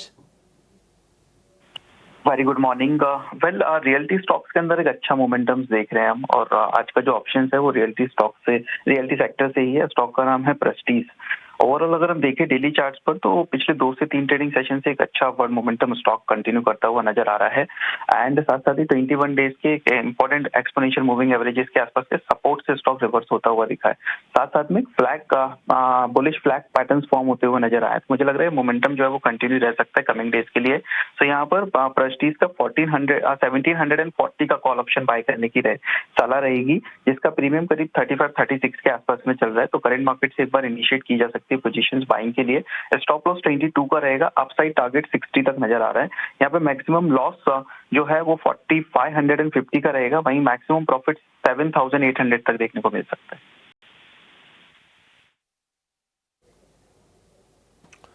ठीक है, प्रेस्टीज में 1740 वाली कॉल खरीदनी है, थोड़ी सी ऊपर की 1716 रुपए पर फिलहाल ये कैश में शेयर ट्रेड कर रहा है, 1% के आसपास की तेजी है। ये कॉल आपको मिलेगी 36 रुपए के भाव पर और लक्ष्य होगा 60 रुपए, स्टॉप लॉस 22 रुपए, अधिकतम मुनाफा 7800 का और अधिकतम जो नुकसान इसमें हो सकता है वो है 4550 रुपए का। तो ये प्रति लॉट के हिसाब से ये सारे के सारे कैलकुलेशन है, लेकिन आप स्टॉप लॉस जरूर लगाइए जो भी एफएनओ का आप ट्रेड लीजिए, स्पेशली ऑप्शंस में, क्योंकि वोलेटाइल काफी ज्यादा होते हैं। तो आपकी टाइमिंग इंपॉर्टेंट है और स्टॉप लॉस वगैरह का आप बहुत ही खास ख्याल रख के ही आप ऑप्शंस में ट्रेड कीजिए। सचिन जी, बहुत शुक्रिया आपका समय देने के लिए और ये बेहतरीन स्ट्रेटजी हमारे दर्शकों को सुझाने के लिए। बाजार में देखने की कमजोरी है और निफ्टी और निफ्टी बैंक दोनों में जो गिरावट है करीब 60 अंकों के आसपास की है। एक बार थोड़ा सा ना नब्ज चेक करते हैं, जो बड़े शेयर हैं वो क्या संकेत दे रहे हैं। एचडीएफसी बैंक से बाजार पर थोड़ा सा प्रेशर हम बढ़ता हुआ देख रहे हैं। एक और बड़ा कंट्रीब्यूटर रिलायंस, शुरुआत पॉजिटिव की थी लेकिन फिलहाल शेयर नेगेटिव टेरिटरी में है। टीसीएस सपाट हो गया है, शुरुआती हल्के फुल्के गेन से उसको गंवाकर, और अगर हम इन्फोसिस की बात करें तो लाल निशान में कारोबार कर रहा है। एलएनटी एक और बड़ा कंट्रीब्यूटर, आधे % के आसपास की गिरावट एलएनटी के शेयर में देख रहे हैं। तो जो दिग्गज हैं, जो लीडर्स हैं, वहां से कोई खास समर्थन मिलता हुआ दिख नहीं रहा है बाजार को। एशियन पेंट्स सबसे ज्यादा ऊपर है, इस पर हमने व्यू लिया था अपने एक्सपर्ट से। सन फार्मा की गिरावट और बढ़ गई है, शरण ने कहा था कि ये शेयर यहां से और गिर सकता है और इसमें गिरावट थोड़ी बढ़ती हुई दिख भी रही है। एक और शेयर जो कल गिरावट का शिकार हुआ था, आज फिर से हम देख रहे हैं कि थोड़ा सा प्रेशर में है चंदन जी, वो है टाटा मोटर्स, क्योंकि एबिट का जो गाइडेंस था उसको कंपनी ने डाउनवर्ड रिवाइज किया था और ये कहा था कि फ्री कैश फ्लो वो 0 के आसपास होगा FY26 में। तो ये सारी टेंशन है टाटा मोटर्स के लिए। 678 पर है, क्या चंदन जी और नीचे यहां से जाएगा? जो लोग अभी भी लॉन्ग है इसमें, उनको आप क्या सलाह देंगे? से काफी वोलेटाइल नेम रहता है मार्केट में, हाई बीटा। और देखिए आज से 4-5 दिन पहले 745 के आसपास का ब्रेकआउट देने के लिए तैयार हो रहा था, बट मोमेंटम फिजल आउट हुआ और 745 से फिसल कर 680 के नीचे कामकाज कर रहा है। इनफैक्ट जो मल्टीपल सपोर्ट थे 685 700 वो डिसाइसिवली तोड़ चुके हैं। 50 डे एक्सपोनेंशियल मूविंग एवरेज के नीचे कामकाज कर रहा है, तो उसके चलते थोड़ा डिक्लाइन देखने को मिलेगा। और दूसरा, बाजार में जब भी इंडेक्स थोड़ा अटकता है तो ये काउंटर पहले स्लिप होता है। इनफैक्ट मार्केट में रिकवरी थी फिर भी मोमेंटम नहीं दिखा रहा था। तो एक तो ध्यान रखें, काफी वोलेटाइल नेचर है इसका, और जब तक 700 के ऊपर डिसाइसिवली नहीं निकलता है, नीचे में 660 655 तक के डाउन साइड भी टेस्ट कर सकता है। टाटा मोटर्स पर ये किराए इस वक्त मिलती हुई, देखिए बाजार में इस वक्त कमजोरी हावी जरूर हो रही है, लेकिन फेयर इंडिकेटर इंडिया विक्स पर नजर रखें। स्पाइक अप के साथ शुरुआत हुई थी, लेकिन इस वक्त करीब 1.5% के डाउन ट्रेंड यानी कि गिरावट देखने को मिली है इंडिया विक्स में। और 14 के लेवल्स के आसपास ट्रेड करना एटलीस्ट ये जरूर कह सकते हैं कि रिलीफ फेयर इंडिकेटर वॉलेटिलिटी की तरफ से फिलहाल नजर आ रही है। उम्मीद यही करके चलेंगे कि सेकेंड हाफ में निफ्टी, बैंक निफ्टी, बेंचमार्क्स में भी पॉजिटिविटी वापस लौट आए। मिड कैप से तो इस वक्त सहारा जरूर है।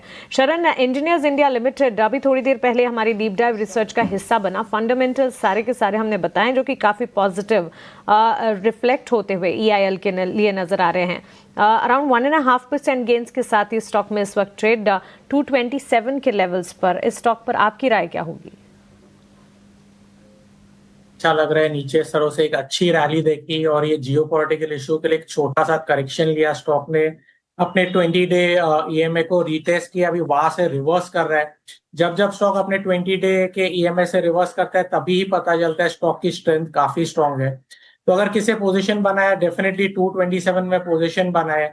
स्टॉप लॉस लिमिटेड रहेगा 215 के लेवल्स का, यहाँ से करीबन 8 रुपीज का। टारगेट्स काफी अच्छे लग रहे हैं, अपने स्विंग हाई को रिटेस्ट कर सकते हैं अराउंड 244 या 250 लेवल्स के लिए। तो ओवरली रिस्क रिवॉर्ड भी बहुत ही अच्छा है, स्टॉक में आप डेफिनेटली एक न्यू पोजीशन बना सकते हैं। ओके तो चलिए, नई पोजीशन अपॉर्चुनिटी मिलने पर इंजीनियर्स इंडिया लिमिटेड पर ज़रूर बनानी चाहिए। टेक्निकल और फंडामेंटल एक्सपर्ट्स के लगातार फोकस रेडार पर हमारी रिसर्च का भी ये हिस्सा बनता हुआ। लेकिन Kunal, quickly AB Capital new highs test करता हुआ ये स्टॉक, और इसी के साथ साथ एक्सचेंज एंसलरी में भी चाहे मार्केट अपसाइड हो या डाउनसाइड हो, सारे एक्सचेंज एंसलरी प्लेटफॉर्म स्टॉक्स में अच्छा खासा एक्शन लगातार दिखता ही है। MCX, कैम, CDSL हर स्टॉक में हम देख रहे हैं एट प्रेजेंट डे हाई पर कामकाज। जी हाँ, तो एबी कैपिटल की बात करें तो काफ़ी बढ़िया चार्ट बनता हुआ नजर आ रहा है। ऑल टाइम हाई के आसपास स्टॉक ट्रेड कर रहा है। 250 के लेवल्स को भी क्रॉस किया है, तो जो एक स्ट्रॉन्ग साइकोलॉजिकल रेजिस्टेंस था इस स्टॉक के लिए, मुझे ऐसा लग रहा है कि एक नया ह्यूज अपट्रेंड स्टार्ट हो सकता है स्टॉक में। तो पोजिशनल ट्रेडर्स यहाँ से बाय ऑन डिप्स की सलाह रहेगी इस स्टॉक पर। और अगर कैपिटल मार्केट्स एनालिसिस की बात करें तो बहुत सारे स्टॉक्स हैं जो अपने ब्रेकआउट पे वापस आ चुके हैं। MCX जो मैंने पहले रिकमेंड किया था, ये भी एक बहुत ही बढ़िया चार्ट बनता हुआ नजर आ रहा है। कैम्स, CDSL अपने 50 डे मूविंग एवरेजेस या 20 day moving averages respective averages से बाउंस कर रहे हैं, तो ये भी एक बहुत अच्छा स्पेस बन सकता है शॉर्ट टर्म ट्रेडर्स के लिए एंटर करने के लिए। एब्सोल्युटली, गिरावट में खरीदारी के मौके जरूर ढूंढे जाएं। इन स्टॉक्स में हम देख रहे हैं डे हाई इस वक्त कामकाज। लेकिन चलिए, शो को समेटने का समय है और हमारे एक्सपर्ट्स से उनके डिस्क्लेमर्स क्विकली जान लेते हैं। चंदन जी, शुरुआत आपसे करेंगे, बताएं आपकी तरफ से कोई डिस्क्लेमर। कर चुके हैं हम। तो जो भी ट्रेड लें, स्ट्रिक्टली रिस्क रिवॉर्ड का ध्यान रखें।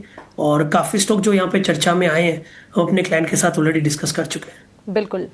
शरण, आपकी तरफ से कोई डिस्क्लेमर? बेसिक डिस्क्लेमर है, अभी जो स्टॉक मेंशन किया, I don't hold any stocks. Okay, बिल्कुल। Kunal, from you. या सो जो स्टॉक्स हमने रिकमेंड किए, जिसके ऊपर चर्चा की है, हो सकता है उसमें पोजीशंस हो, प्लस हमने क्लाइंट्स को भी रिकमेंड किए हो। ओके, चंदन जी, शरण जी, कुणाल जी, बहुत शुक्रिया आपका हमारे साथ जुड़ने के लिए, बाजार पर अपनी राय हमारे साथ शेयर करने के लिए, मार्केट पर एनालिसिस और स्टॉक स्पेसिफिक का आपके रिकमेंडेशंस हमें बताने के लिए। चलिए, इसी के साथ मार्केट्स लाइव को समेट रहे हैं, लेकिन चंद मिनटों में वापस लौटेंगे 10 के बाजार, कमोडिटी अपडेट और मार्केट के महारथी लेकर। आप बने रहें।